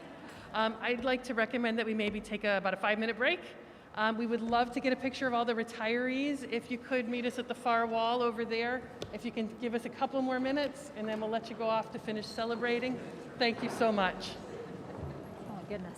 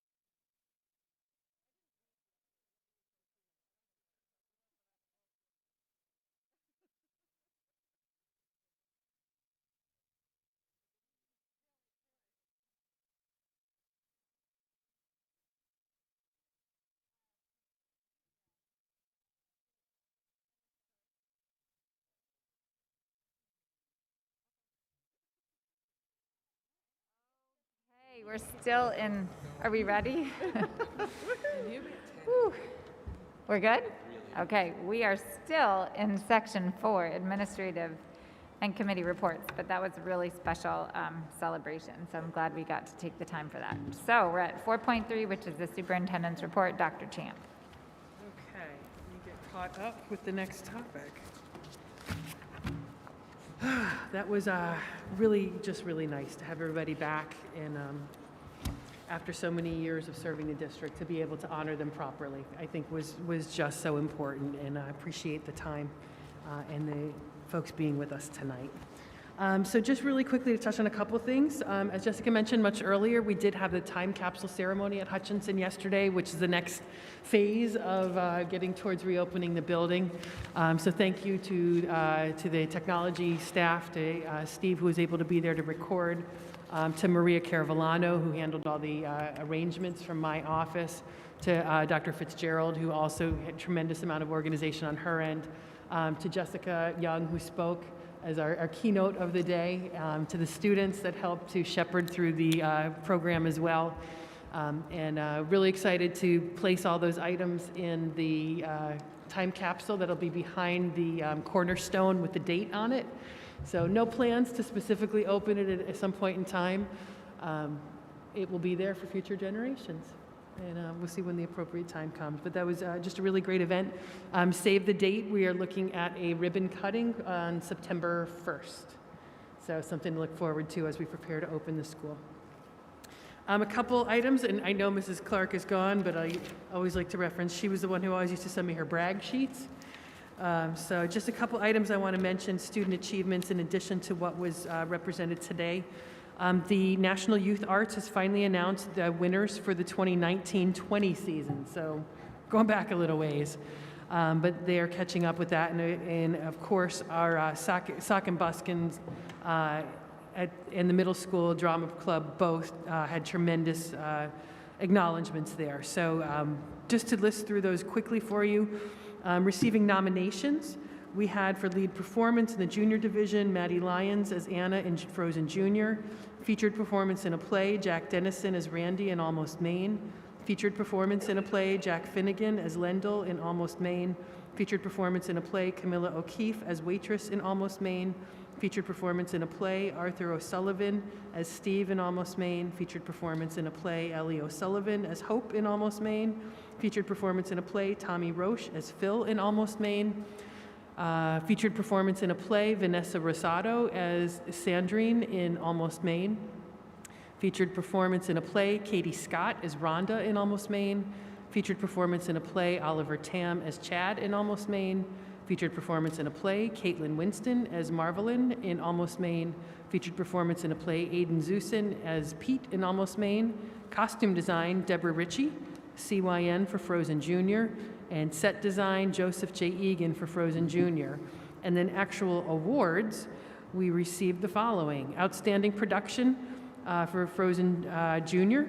Lead performance, Junior Division, Katie Finnegan as Anna in Frozen Junior. Lead performance, Junior Division, Katie Kamey as Elsa in Frozen Junior. Lead performance, Junior Division, Ava Purcell as Elsa in Frozen Junior. Featured performance in a play, Lance Brady as Jimmy in Almost Maine. Featured performance in a play, Meredith Heller as Gail in Almost Maine.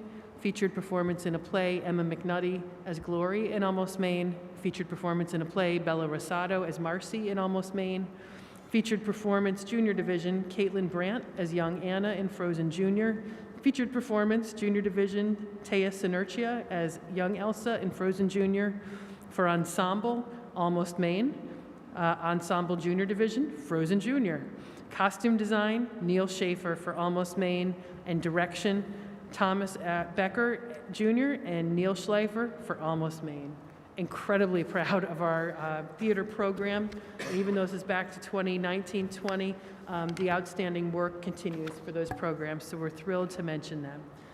And then one more shout out for our student success, also led by Tom Beck and Neil Schleifer. Over the Memorial Day weekend, the Pmhs Forensic Speech Team competed at the NCFL Grand National Tournament held online.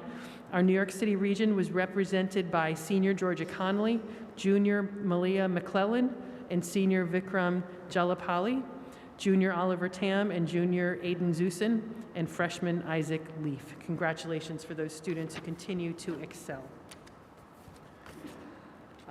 There's just a couple items that I wanted to raise tonight as part of my report, follow-ups to some earlier items, and they're really somewhat related.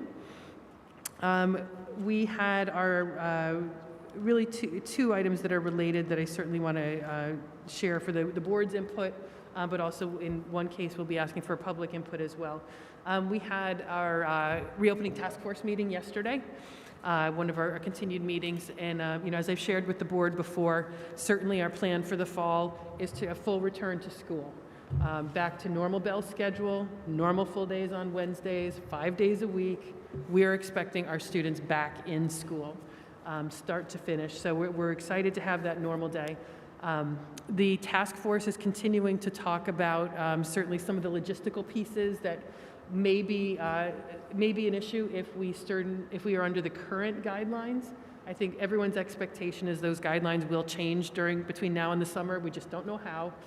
So what the task force has been doing is concentrating on potential problems, and what we'll be submitting likely before the end of June is just an addendum to the report that the committee put together before.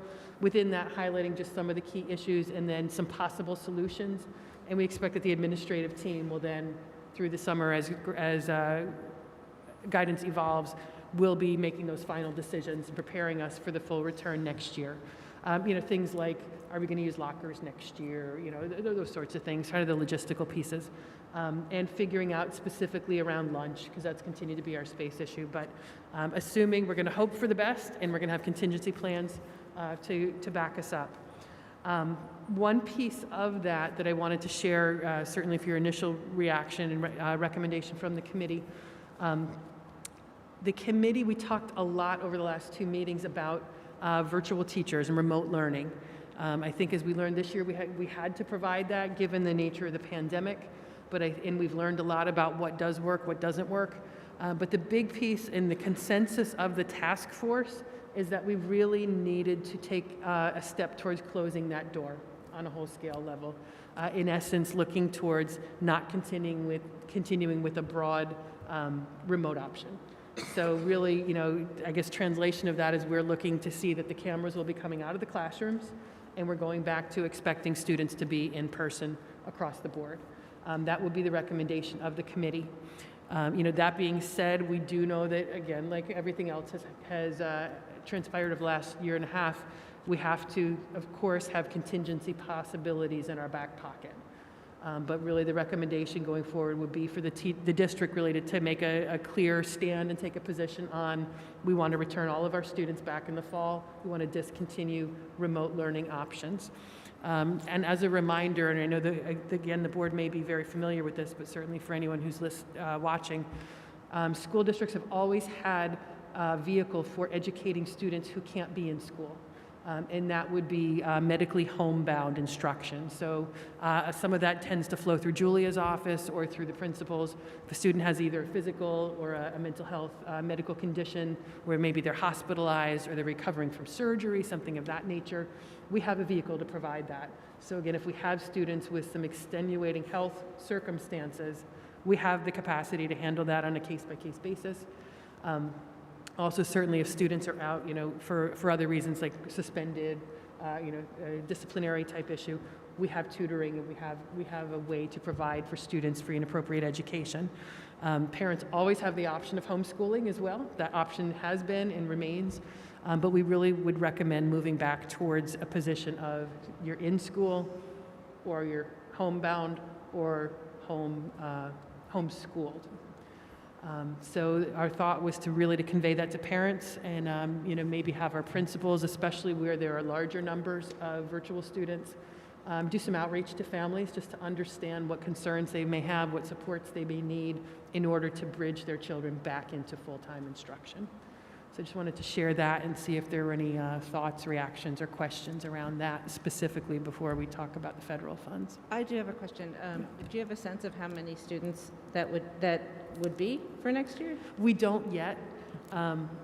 We do know that the longer we're back full-time, the more of those students are coming back. So in most cases, 3 out of 4 of the elementary buildings you can count on less than 2 hands, fewer than how many students are still fully remote. Most of those students have come back. Even at Hutchinson, where we've had the highest numbers, we're seeing more and more students come back. Middle school and high school, the same thing.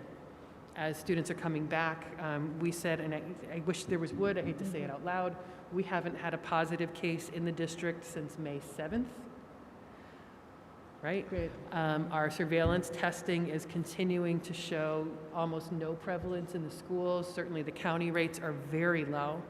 So I think all those signs, and with the vaccines rolling out now from ages 12 and up, all signs are pointing to the school environment being a very healthy and safe place for students.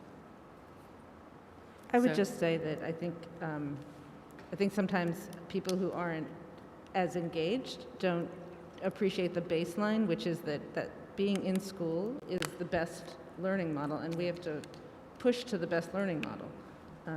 And as long as we can handle kids who, for whatever reason, cannot be in school, and there's always kids in that situation, COVID or not, then I support that completely.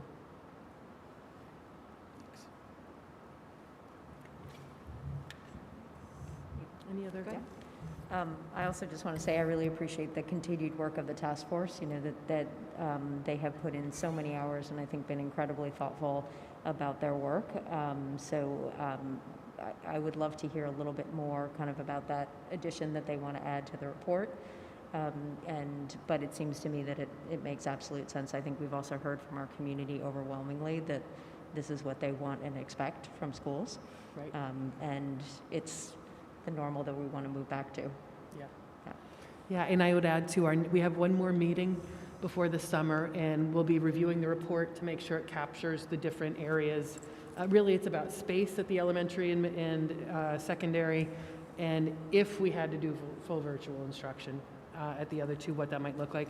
But the other real big piece of our last meeting's discussion, Julia is going to be there sharing the work of the Wellness Committee to talk about the social and emotional well-being of the students and what supports we may need to target for the coming year. So we're looking forward to hearing that. I don't know if there's anything you wanted to mention about that at this point. Together, Laura Caruso and I will be presenting. What we've done is a smaller committee from the wellness. We've been working on looking at the data and trying to figure out what parts of it to pull to present and to make recommendations. And so we've been working. We're going to be presenting the information to the middle and high school administration and PPS staff next week. We're going to take their feedback, and then we'll come to the task force the following week for the presentation to share. This is the Haas survey, right? Yes, the Haas survey. Yep. And we'll look to include that, summary of that information as well in the addendum by the end of the year.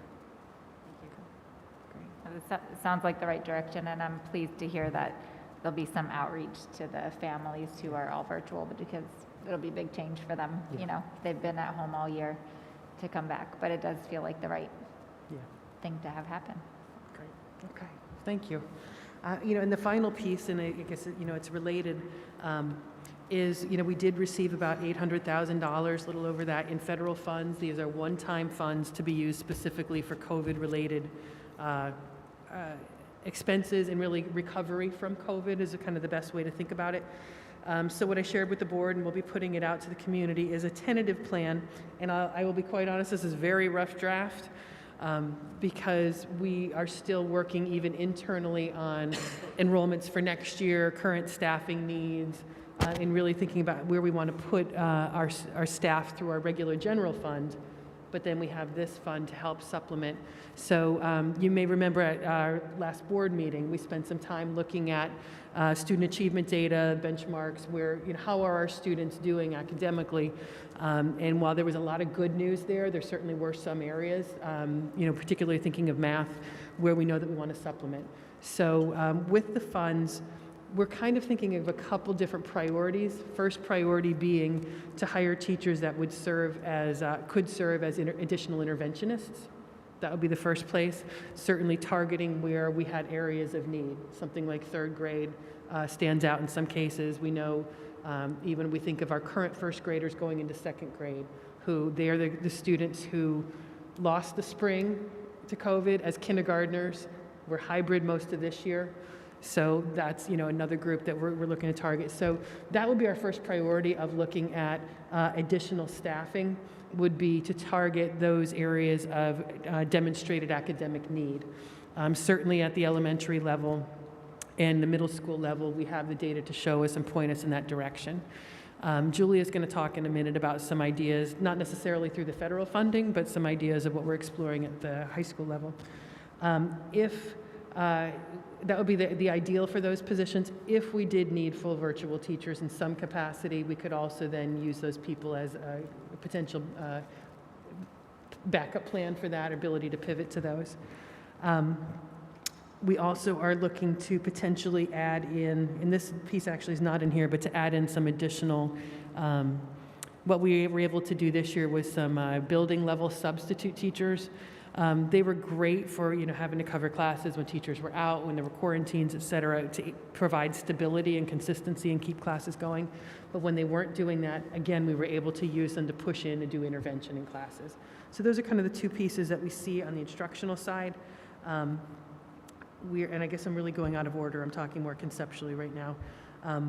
We also would like to look at some kind of one-year professional contract to bring in and supplement our PPS staff. So an additional psychologist at the elementary level, that's what's in the plan now. But we also, too, have started to have some conversations, and I think that wellness committee and Haas survey details will help us to see, do we also need to be thinking about additional clinical support at the secondary level. So just to really touch on the plan, and then again, I'd love to hear your feedback on this. The top section of what this plan presents just kind of shows you what the priority areas are. So we're going to, our initial thinking is to hire at least 3 teachers on a one-year contract for additional interventions and supports as identified through the MTSS process. And again, that goes back to the data was reviewed at the last board meeting. I would encourage folks to take a look at that if they did not see that, so you can see exactly what areas we're talking about and what plans we already have in place for curricular adjustments as well as these interventions. Additionally, looking at an elementary psychologist, and again, we could look to add to that. We do recognize, given all the work that Julie has spent as COVID coordinator this year, if we need to continue to contact trace and do that, we would look to bring someone on to assist with that, because although she is outstanding in that capacity, she has a lot of other work that needs to be done. So that could be a potential use. And the important thing I think about this funding is that this money can carry over into future years. We've got 1 year for some of it, 2 years to use some of it, and 3 years for some of it. So, if we're able to cover some of those costs through general funds and reserve some of this for future years, we could then have it for potentially continuing some of that staffing. Or in addition to all of this, as we do assessments here in the spring and then again in the fall, do we need to do some extended academies, some additional tutoring? We've got funding that can be used for that. Maybe I'll pause there before we go into the high school supports and just see if the board has any questions specific to what I've shared already. I guess I understand how the Haas survey can be instrumental in giving us a sense of the social emotional supports that we may need at the upper levels. I'm just curious to know, I'm thrilled that we're in a position to bring enhanced support academically and psychologically to our students next year. I feel like this isn't going to be like a light switch that goes on. It's going to be like a dimmer that we're sort of turning up again. And I think the impacts of this pandemic may hit at various points along the way for many years to come. And so I don't know that you have the answer right now, but I'd be curious in the fall to, in addition to having a follow-up to the great presentation that Dr. Garcia and team did last week on the academic impacts and where we are, 6 months out. I'd love to have a better handle on how we're using the psychological supports, how we're identifying which kids are still struggling, what we're looking for in terms of information, and how we're supporting students. I want to, if I could add to that, I know it's not something that costs so much money, so it's not on these lists, but I'm thinking about the transition years, you know, going into middle school and going into high school, and, you know, will you do like a whole orientation for 10th graders because they really didn't have one as 9th grader, you know, some of those pieces too, like how we're going to handle the situation differently going forward because there was basically a missed year. Right. And I know from some of the Haas data that some of those transition years are, you know, kids are particularly struggling, so it would, you know, it's going to require a little more hand-holding. So,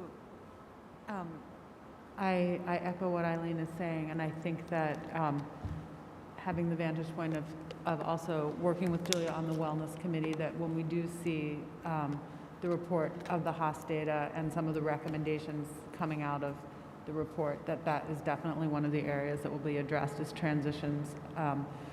This year's 9th graders and next year's 9th graders, making sure that they have a good social emotional foundation to start their high school careers. I appreciate, Dr. Champ, the flexibility that you're approaching, that the administration is approaching these federal funds with, and I think it makes sense to sort of look at it as an as-needs situation that will obviously make plans for the money, but know that as the year starts, to Jessica's point, we don't necessarily know what's going to happen. And so to be able to use some next year to save it for the unanticipated needs as the COVID fallout, for want of a better word, happens over the next few years. So I'm appreciative for that. Thank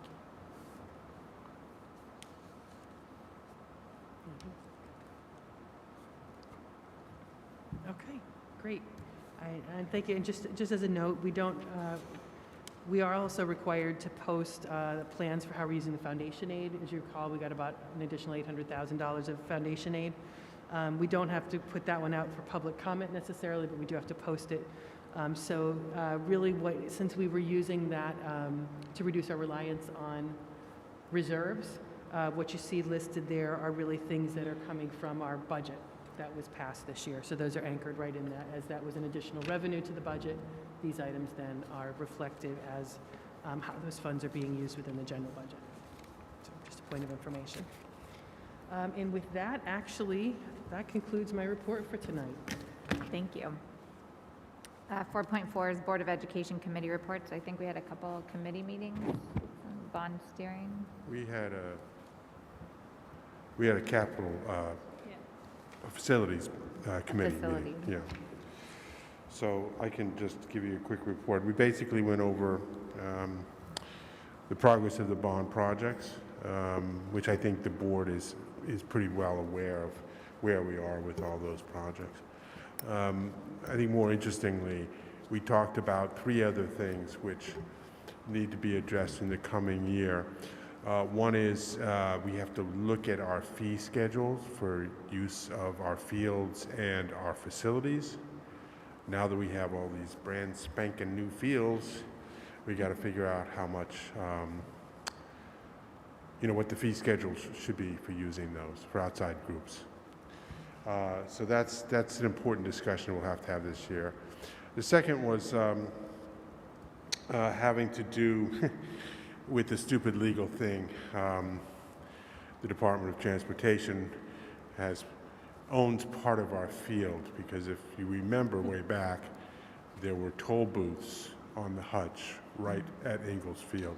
When those were removed, the Department of Transportation gave us back some of that land, and the driveway and some of the parking along the edge there is actually Department of Transportation owned property, which they lease to us. Now they want to change the terms of the lease, so we're going to have to be dealing with that. This is Ingalls, you said? Pardon me? You said at Ingalls? No, this is at I thought I heard Glover. you say Ingalls. Yeah. Okay. And so that'll be something we'll have to sort out this year. And the third thing is the potential for creating a capital reserve fund, which I know has been discussed in sort of vague terms a lot in the past, but I think we should really focus on defining what that might be.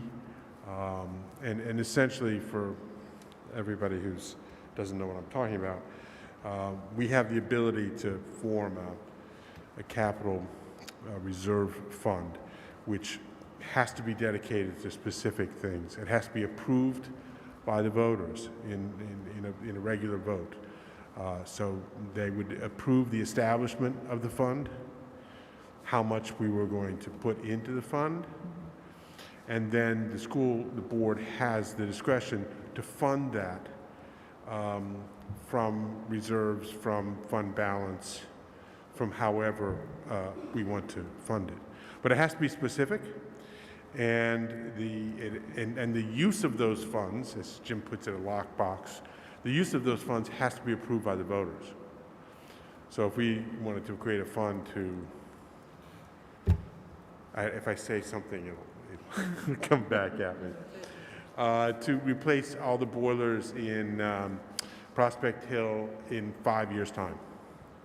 So we basically, it's a savings account. We're putting money in to do that work in 5 years' time.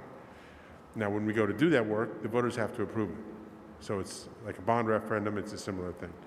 Anyway, we'll talk more about it, but I think it's important that we, stop talking about it, start doing it, and then I think it's incumbent on the board to sort of figure out what those projects should be. Should they be normal infrastructure replacement projects, or should they be projects which we might not normally contemplate, but which might be important for the future of the school district? So there'll be time to talk about it later, but I think we should try to put that on a more positive, focused approach for the board for the following year. So we'll have more to talk about with that later. So John, it sounds like you're talking about devoting a little more time to some long-term facilities planning. Yes, thank you. That's exactly what I'm saying. Thanks for making it more explicit. Yes, we need to put more time to that.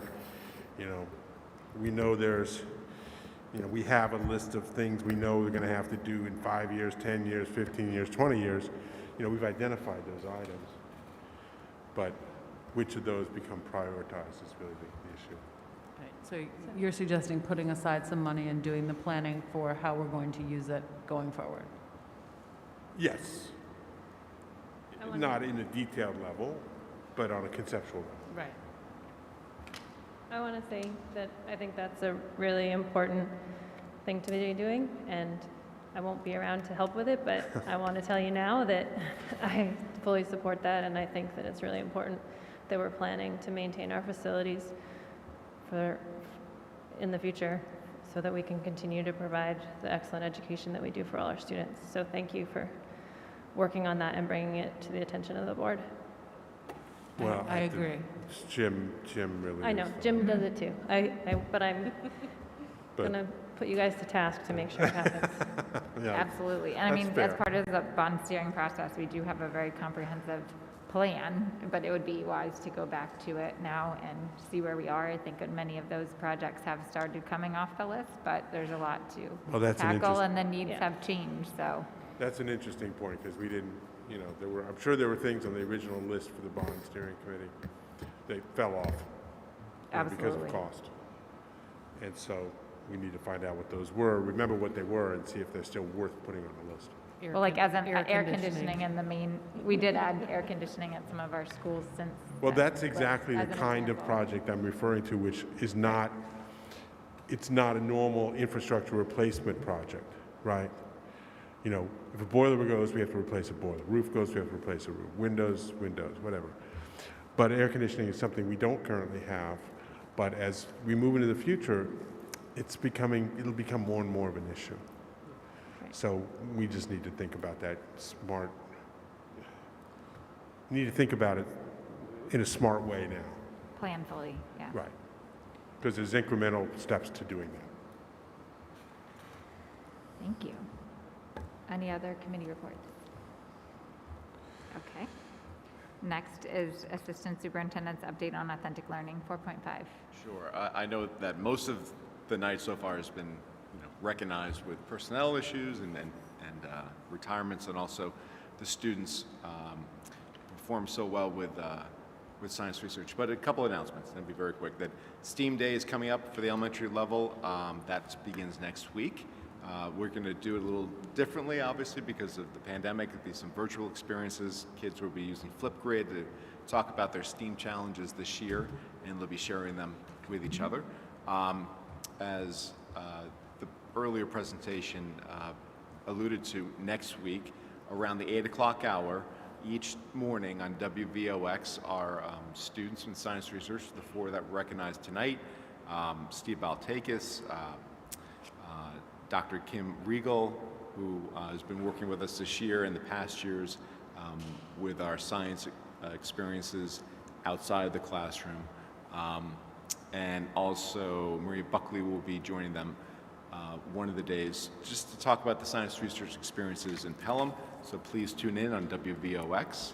And then tomorrow afternoon will be the district spelling bee, and that's at 3:30. And there is a link where parents at home and kids can watch it. So, Thank you. thank you. 4.6 is Assistant Superintendent's update on the whole child. Ms. Chung. So I want to just talk a little bit about what Dr. Champ mentioned earlier in terms of the high school program, where the high school administration, Mr. Lau, and the directors, and I've been working on looking at helping the students who this year especially had a lot of challenges with executive functioning, lack of organizational skills. And added to that, some social, emotional, mental health challenges because of the pandemic. And, they kind of go hand in hand. You can't just separate out the academic support from social, emotional support. And so they did a really great job, the high school did a really great job looking at MTSS and trying to identify who are these children that need that support. And so next year, right now, we're looking at trying to offer some like a academic learning center, kind of a period built into their schedule where it's really supporting, identifying those students who are having a really difficult time, had a difficult time this year. We're anticipating kids that are coming up to 9th grade next year, but as well as the current 9th graders going to 10th grade, who may need that additional teacher who is kind of helping them make sure that they have those skills. And to advocate for themselves and to make sure that they are, on target in terms of what needs to happen. And so we're planning this support program for them, and the recommendation for this class will be made through the MTSS process. And because we do have a list of students who will require the support, that's what we're building. And then we'll be adding additional students into that program. And in terms of the social emotional support, the additional psychologist or social worker that I'm hoping that we'll be able to hire next year to support the secondary schools. Part of their time, I'm hoping, could be dedicated to this group of students that are being identified through MTSS. So that's kind of what, that was what Dr. Champ was referring to earlier. The other part that I wanted to report today is some exciting news in terms of co-teaching in the elementary school. When I first started, I know that one of the main goals for our school district was starting up integrated co-teaching. I think in my previous district, actually, we had just started a couple of years before I left. And I thought maybe we were the last school district in Westchester County who didn't offer co-teaching, but I guess we're also in that very small group of schools that have not yet gone to co-teaching. And part of the issue for a small school district like us is because we have 4 very small schools, it's very difficult to start programs because you can't offer the program in every single school. Integrated co-teaching requires at least half-time special education teacher dedicated to that program for that particular grade level. So we can't just offer up a class because, maybe 2 students may potentially require this program. But now we're dedicating half of a teacher, minimum of half of a teacher, to 2 students, which would be very challenging. So, in the last couple of years since I started, we've been thinking about how we can start the process. And, we have to look at the student needs Every grade level has different needs. Some grade level has, maybe a handful of students that are classified versus another grade level where there may be closer to 20 students. It just all depends on year-to-year student needs.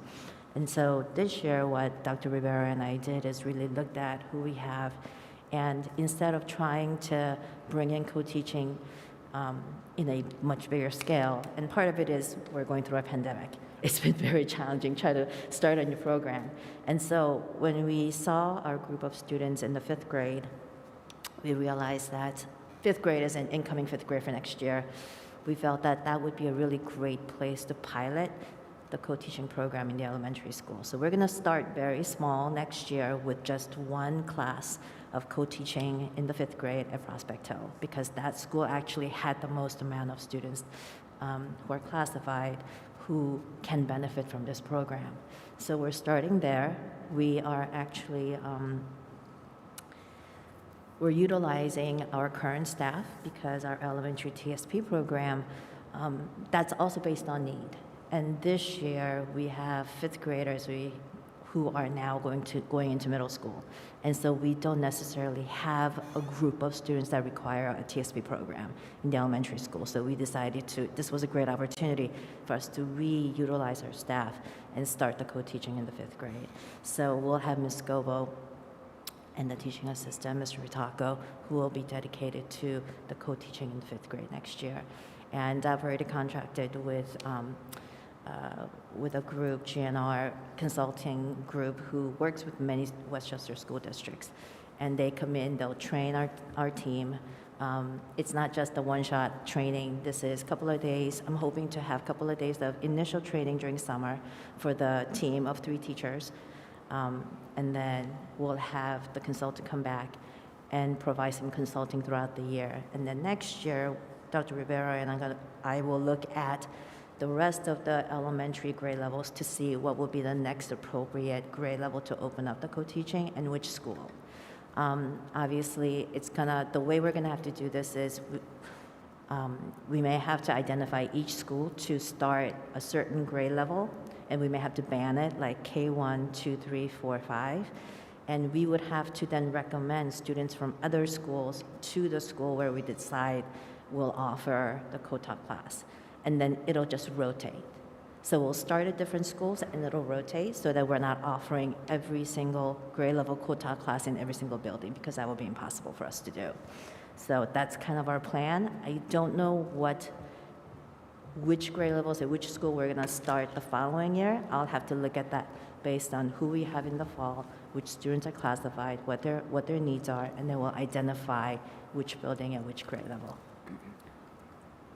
Julia, when you determine that, will you offer the opportunity to the parents if you feel that their children would benefit from it and they can make that decision, or how will that work? So that would be one of the programs in the continuum of services.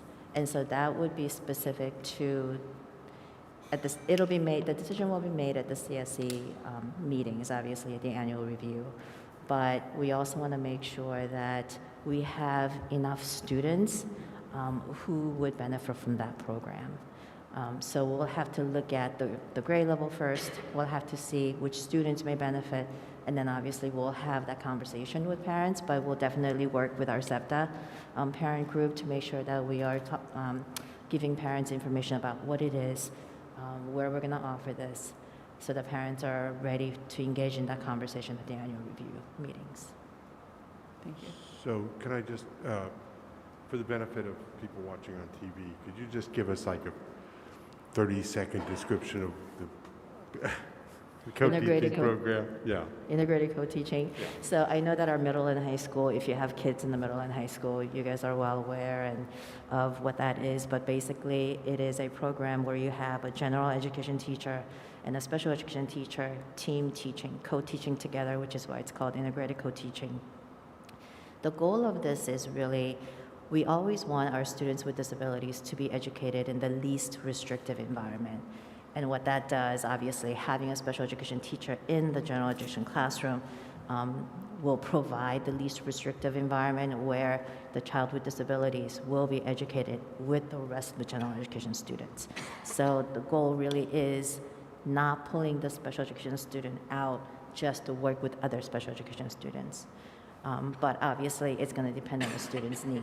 Some students may benefit from it, some students may need more or doesn't need that and may require a lot less.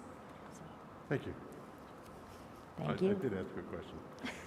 Could I ask you a question, Julia, about something that you said a little bit earlier about the dedicated social worker or psychologist at the secondary level? So I just wanted to be clear. We currently, at the high school, have a dedicated social worker who joined our staff a few years ago, and I know that person will be out for part of the year. So are you suggesting that in addition to the existing staff that we're planning to bring another dedicated social worker or psychologist on next year for the year? I'm hoping to do that because I know that this year, especially the second half of the year, was very challenging for our clinicians because with students returning, the amount of need that our students displayed was quite a lot. I think part of the issue was, some of the students that have missed out on a lot of socialization throughout the school year. Students returned, they had some anxiety, they had difficulty relating to other students, knowing appropriate behavioral, expectations in a school setting. And so we're just hoping that having an extra person who hopefully will not only support the program, the building level support, but also be available to possibly run groups. I think one of the most the difficulty of supporting, especially high school students, is kids do not want to be pulled out from their academic class. And majority of our kids have a full schedule. And so it's usually taking them out of lunch or, offering it, even if we're to offer it after school. Some may prefer to go to academy with their academic teacher versus accessing something else. So we're going to have to find some creative ways on how we could offer the services. But having that extra clinician would, I think, be really beneficial. We had a JCK assembly last month, and we did ask for some feedback from our high school students, and some of the feedback was that they didn't want to be taken out of their academic class even though they know that it's beneficial, it's just they don't want to be taken out of their academic class. And so we certainly want to recognize the importance of that. But we know that we also understand that this is something that's very important, and making sure that if they're not social, emotionally, or mentally in the right space, they're not going to be available for learning. So we got to find a way to balance the two. And I'm hoping that after we do the presentation and talk about some of the recommendations with the secondary administrators and PPS staff next week, we'll have more ideas on how we can support them better next year. So I had one other question, because I see in Dr. Champ's plan that there's, as of at least right now, a plan for a social worker at the elementary level as well, an additional person. And is the person that we were just talking about at the high school going to also be at the middle school, or is there going to be an additional person at the middle school? Or is that not I'm part of the hoping plan? for one for the secondary schools and one for the 4 elementary schools. That's what I wanted to clarify. Thank you. Psychologist at the elementary is what we were thinking, as opposed to social worker, and I think the need maybe is... Sorry, it's I okay. misread it. So Yeah. school psychologist Right. at the elementary level. Yes, and I think the secondary sounds like it's a little bit TBD as to what the right clinical support will be. Thank you, Jill. That's all. Thank you. Thanks, Julia. It's exciting. It seems like there's been a need met at Prospect Hill where we can pivot from our TSP program to co-teaching, which is kudos to all the support staff over there that a new model is working for that population of students. So thank you. Okay, 4.7, Assistant Superintendent's update on finance and facilities. Hi, thank you. I think I can be fairly brief. Mr. Bryce spoke about the capital update that the Facilities Committee meeting. So we've got our work plan for the year. Looking forward to that, actually, and I think we'll come out with some really great information. Probably the most exciting update about the capital project is that we have an address for the new Hutchinson building. The board will be accepting that address this evening. Thank you to our Village of Pelham representatives. It'll be 48th 5th Street. So Public safety folks have already put that into their computer-aided dispatch system, so we're all, both addresses are currently in the system, and it's great. So it sounds good, and it's another step closer to the completion, which is really terrific. Was 50 not available? 50 was available, but 55th Street got confusing. So the consensus was 48th kind of gave us that nice break. We've still been working on finding administrative office space and a potential for the lease. We have to work through the state ed department with that. There is a point in time when we will need board approval, and working with Dr. Champ on that, there may be a time where it needs to be done rather rapidly over the next month or so, because we are in a tight time frame. So there could be an instance where we may need a small, quick meeting to move that forward. I know we've briefed the board in executive session about the terms and conditions of that lease, and that really remains unchanged. We had a drop ceiling at Prospect Hill, which failed, and our contractor, who originally put that up there, will be back in there this weekend, fixing it and checking their other work as well to make sure we're all back in shape, and we want to get those students back in there. We tested everything as well as a precautionary measure, and everything came back clean. So that's also great news. And other than that, we've also got an RFP, 2 RFPs, which we're asking the board to approve this evening. These are for 2 professional service contracts for a roofing consultant and our facade consultant. We've used both of these consultants previously. This was the result of an RFP, which we put out publicly, and after the evaluation process, the recommendation is that we award this for 1 year, and these RFPs have the opportunity, if the vendors perform, to extend for an additional 4 years. That's all I have for this evening. Can I just add one item, since we're in financial motions and reports? I forgot to mention this in my report, but it was mentioned to the board in a prior meeting. We are putting the calendar, the single-page calendar for next year, back up for approval. And as we talked about before, if you remember pre-COVID, we had the 2-hour delayed PLC days, professional learning days.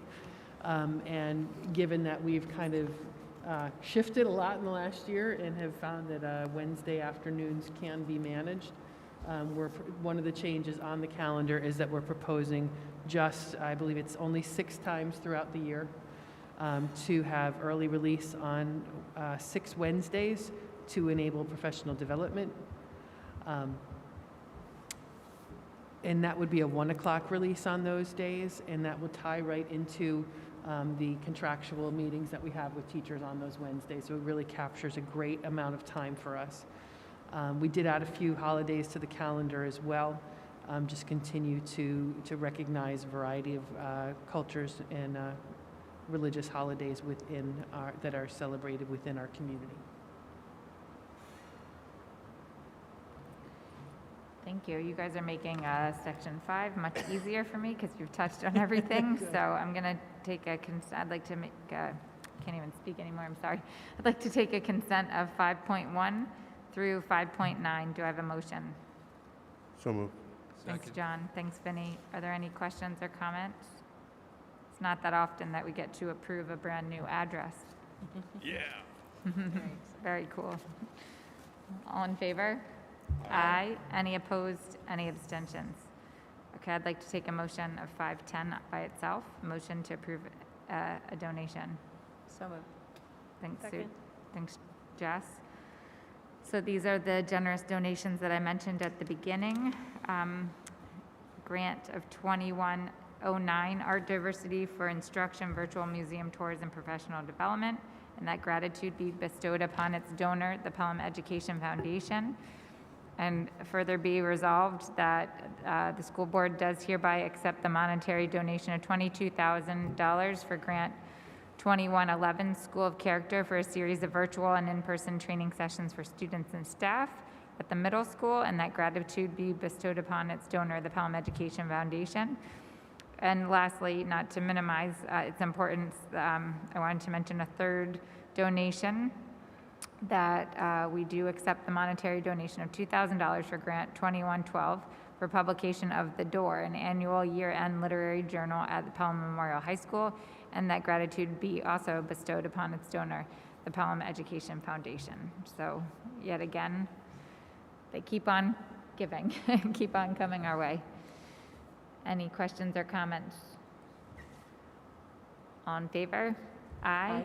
Any opposed? Any abstentions? This brings us to section 6, which is policy monitoring and governance. As I mentioned, we have two policies. The first one, 6.1, is our new policy. It's first reading of the diversity, equity, and inclusion. Ms. Miller. So just to give a little background on this policy, New York State Education Department had put forward a comprehensive plan addressing diversity, equity, and inclusion across all school districts. And at the same time, the Cultural Competence Committee was working on a number of initiatives. And we had broken out into subcommittees at the beginning of, I guess, at some point during this year. And one of the mandates is that every school district has an equity policy, which we were already working on, so that was great. We were given one policy recommendation from NYSBA, the New York State School Board Association, as well as a bunch of others that other school districts had already adopted, because the equity policies have been in process for a while, so some districts were ahead of us in that. Our subcommittee looked at all of the different policies that we could find, and in particular, we felt that the NYSBA recommendation was just much too long and didn't feel like Pelham. It had a lot of language in it that we just thought didn't reflect what we wanted the equity policy to be. And at the same time, there was just so much, it was really heavy on particular language that any normal person wouldn't necessarily understand upon reading it. So we felt like we needed to make it simpler. And in particular, we looked at White Plains and Elmsford as two models. We felt like the formats were really easy to follow, and we liked a lot of their language. So we went ahead and we made a lot of changes that incorporated elements from our strategic plan, as well as removing any language that we felt like addressed historical concerns. We really wanted this policy to reflect what was happening now and what we felt the lived experience of our students required, and what was going to be going forward. So we have this policy here. I think that because there's so much going on in this area, that it's probably a good idea for the first reading to read it out loud, and we can have a conversation if there's anything in it that people want to talk about. So, the Pelham Union Free School District values diversity, equity, and inclusion.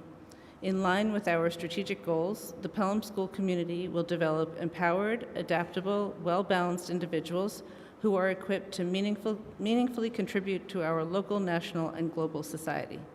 We will cultivate an empathetic, inclusive, and equitable school community that values and encourages respect, voice, and agency for all students, regardless of race, ethnicity, country of origin, language, religion, social economic status, gender, sexuality, ability, and size. We acknowledge statements on diversity, equity, and inclusion by the New York State Board of Regents on May 6, 2021. In implementing these measures, we aim to educate and inspire all students to learn continually, think critically, pursue their aspirations, and contribute to a diverse and dynamic world. Our goal is to increase access, decrease opportunity gaps, and eliminate equity gaps for our students and in our community.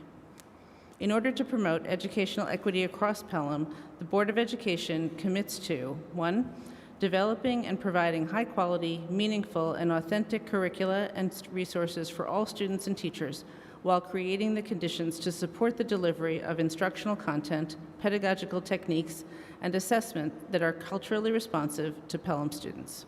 2, ensuring access and eliminating barriers to a safe and rigorous learning environment, opportunities, social emotional wellness, academic achievement, and personal goals for all students as early as possible in their education.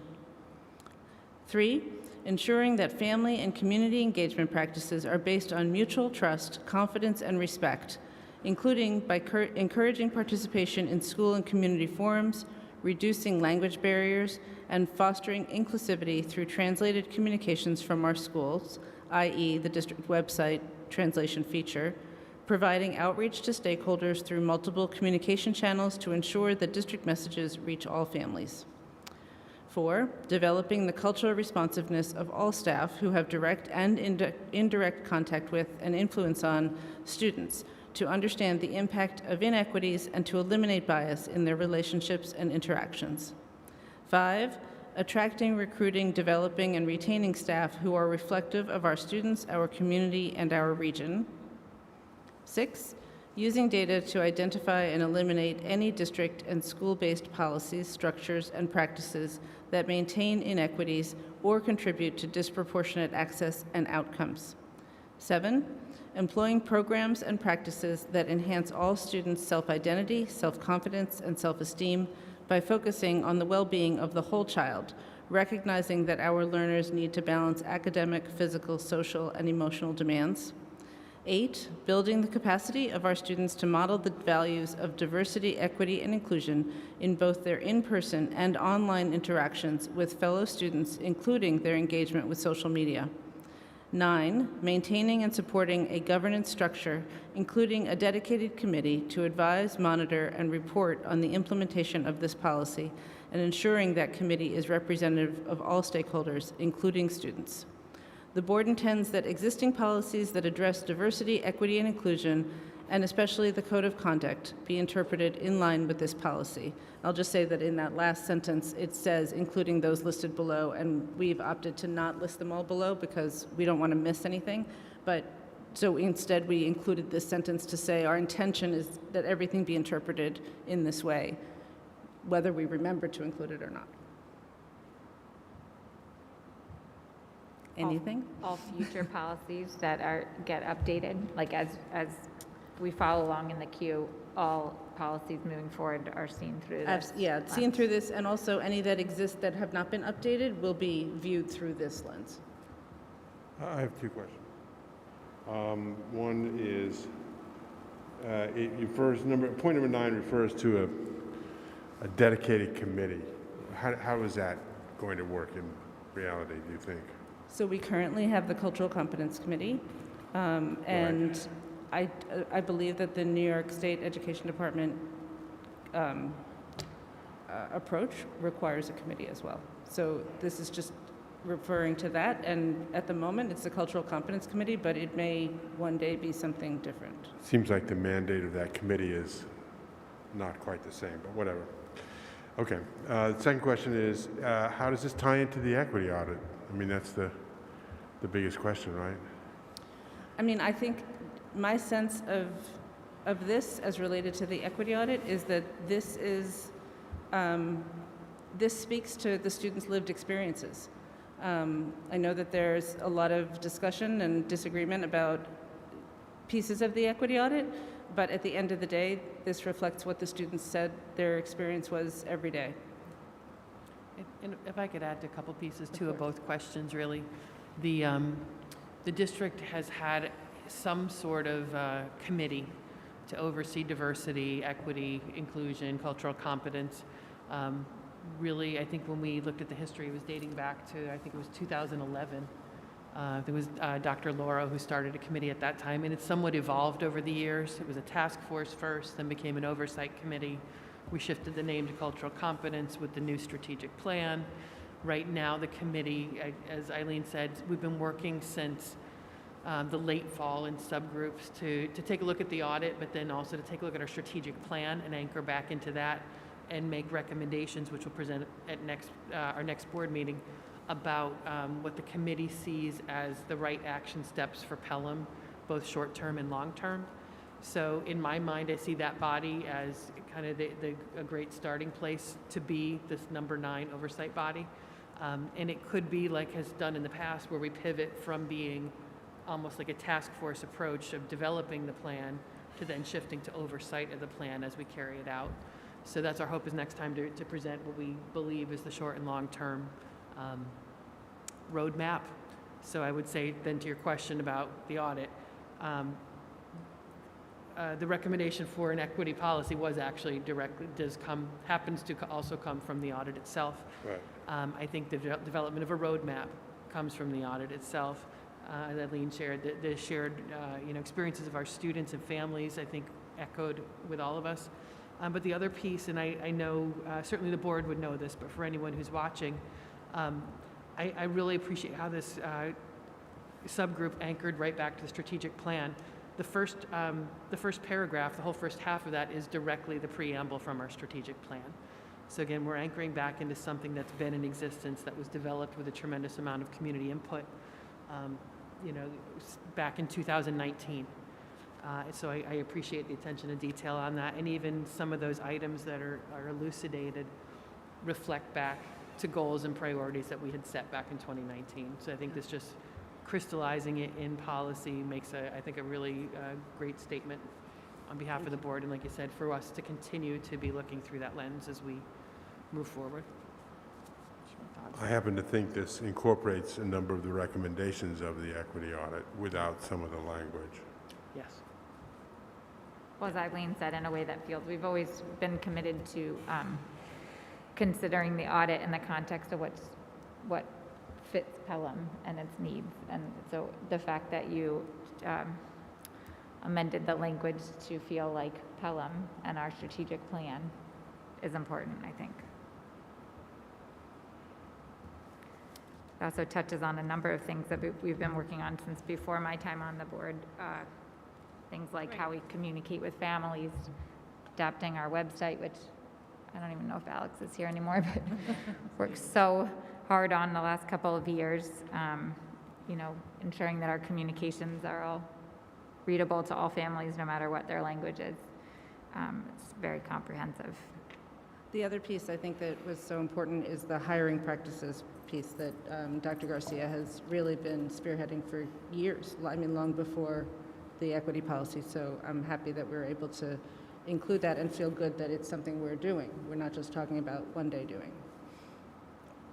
And Bethany Antonelli led our subcommittee, and then we had a number of parent involvement, which was outstanding. They did tremendous amounts of research on these policies, including calling teachers who they knew who worked in some of these districts to understand what the impact is in the district of this policy before we used the White Plains example, for example, which was just really grounding and useful.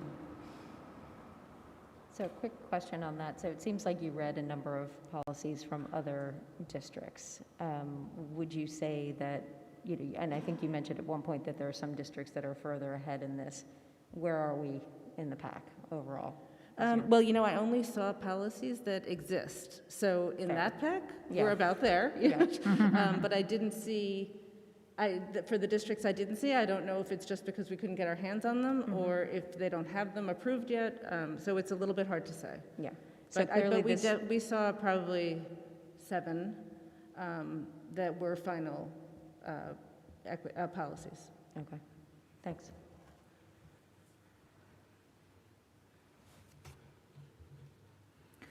So like all of our other policies, this is posted in our agenda, right?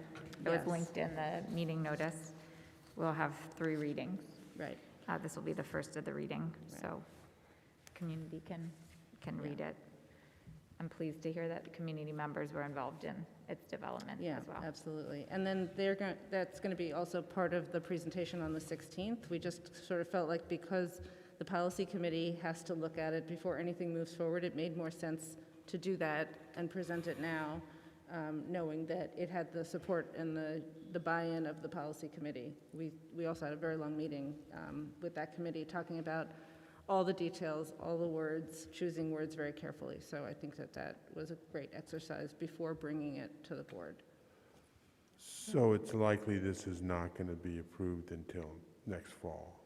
We only have one more meeting. So we'll only get through the second then. reading, and as sad as that makes me, to not be here for that, I know that you guys will have a lot of opportunity to do the right thing for our students. Eileen, I just wanted to clarify, because we've been talking about the Board of Regents and New York State. So it's your understanding that something like this policy is now going to be required in every school district in New York? Oh, yes, yeah. John, we have June, and then we meet in July, and we meet in late August.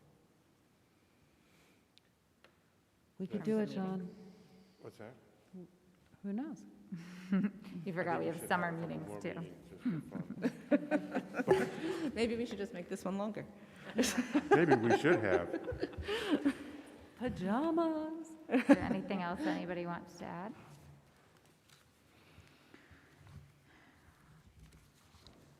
But we're not done. We have another I know we have policy. another policy, okay. Another first reading, and this is an existing policy, 7410 academic eligibility. Yeah, so this is an existing policy, but we made changes a number of months ago in March when we did, I can't remember what it's called, an emergency. Yeah, an emergency resolution. Right.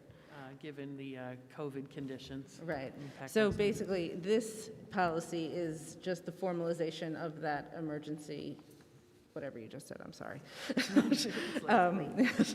And so really what this did, just to remind everybody, is it allowed for the process for a student who was failing 2 classes to continue to be involved with the team in a way that doesn't take so much time away from their studies by like traveling to games and certainly not being able to actually compete in games, but starting an ongoing conversation about their academic work so that everything is kind of set, and we can hope that those efforts, even if they're incremental, allow the student to have a fully balanced experience.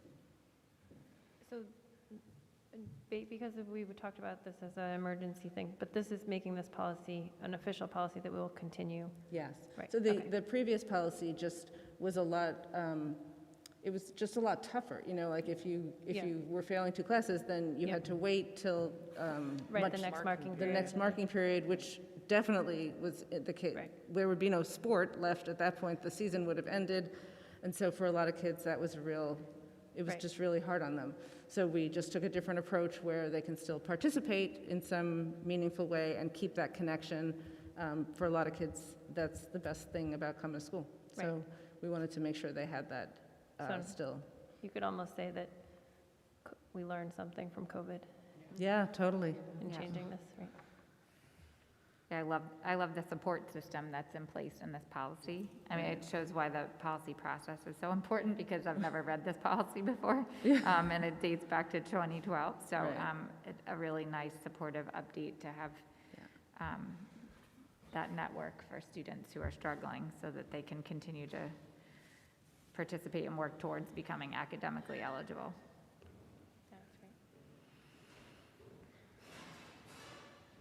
So that will also get 2 more readings. Perfect. Thank you, Eileen. Sure. I know that the policy committee is an important and tedious task. No. Okay, section 7 is superintendent's personnel recommendations. I'd like to take a consent of 7.1 through 7.4. Do I have a motion? So moved. Thanks, Leah. Second? Heard a couple. Vinny, I'm going to give it to you. Any questions or comments? Anything to add? We have our summer custodians, I see. Recognize a lot of names. Couple leaves of absence. All in favor? Aye. Any opposed? Any abstentions? Section 8 is People Personnel Services. We have a Schedule D. Do I have a motion? Second. Thanks. Ooh, you said that so fast. John and Eileen, any questions or comments? All in favor? Aye. Any opposed? Any abstentions? Section 9 is New Business. Any new business at 10:45 at night? Okay, Section 10 is Communications and Comments from the Public. You waited very long, Mr. Treves. Thanks for your patience.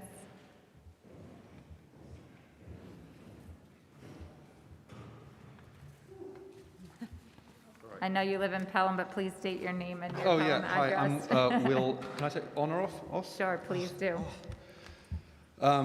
Will Treves, 120 Corona. Good evening, and hello to the 9 people at home. So as the parent of a 3rd grader, I was rather dismayed, but not entirely surprised to read in last week's academic progress update that 3rd graders have fallen behind the nation in math.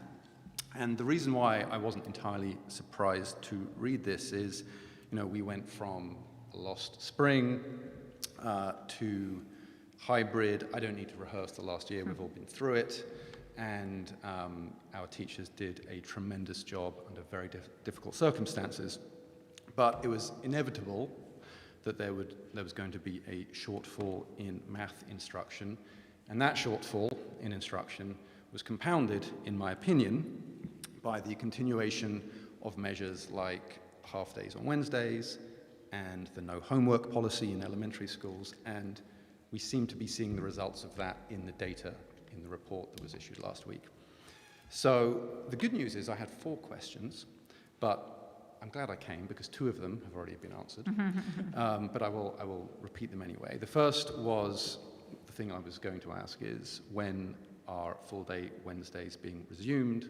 Thank you for the guidance on that. That seems to be on deck for resumption.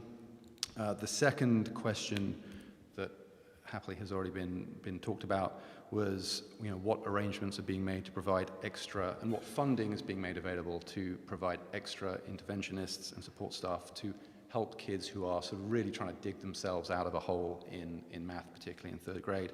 Great to hear there's some positive movement there and funds that seem to be available for that. So 2 out of 4, great. The remaining 2 I have are as follows. First, why do we still have a no homework policy in elementary schools? When is that policy ending? And the 4th question is what other measures are being done to reverse the deficit in math, particularly in 3rd grade? Because I know a lot of 3rd grade parents feel the same sense of alarm that I do, that our kids are now, according to this report, behind the nation in math, and that is extremely concerning. So I'd be delighted to kind of follow up an email and start a conversation via email that I can share with other parents who share the same level of kind of anxiety around this based on the report that was issued last week.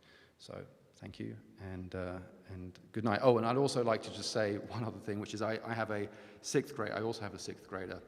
And I have absolutely nothing but praise for the instruction he has received over the last year.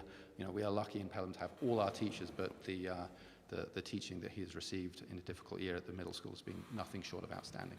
Okay, thank you. Thank you. We will get back to you. May have Dr. Garcia or Dr. Champ respond to you via email, and these are certainly things that we can touch on in our next meeting as well.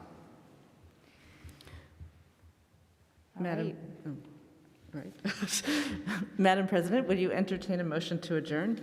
So moved. Do I have a second? Second. You guys are very slow at that second. I'll give it to Jess this time. Any questions or comments? All in favor? Aye. Any opposed? Any abstentions? Have a good night.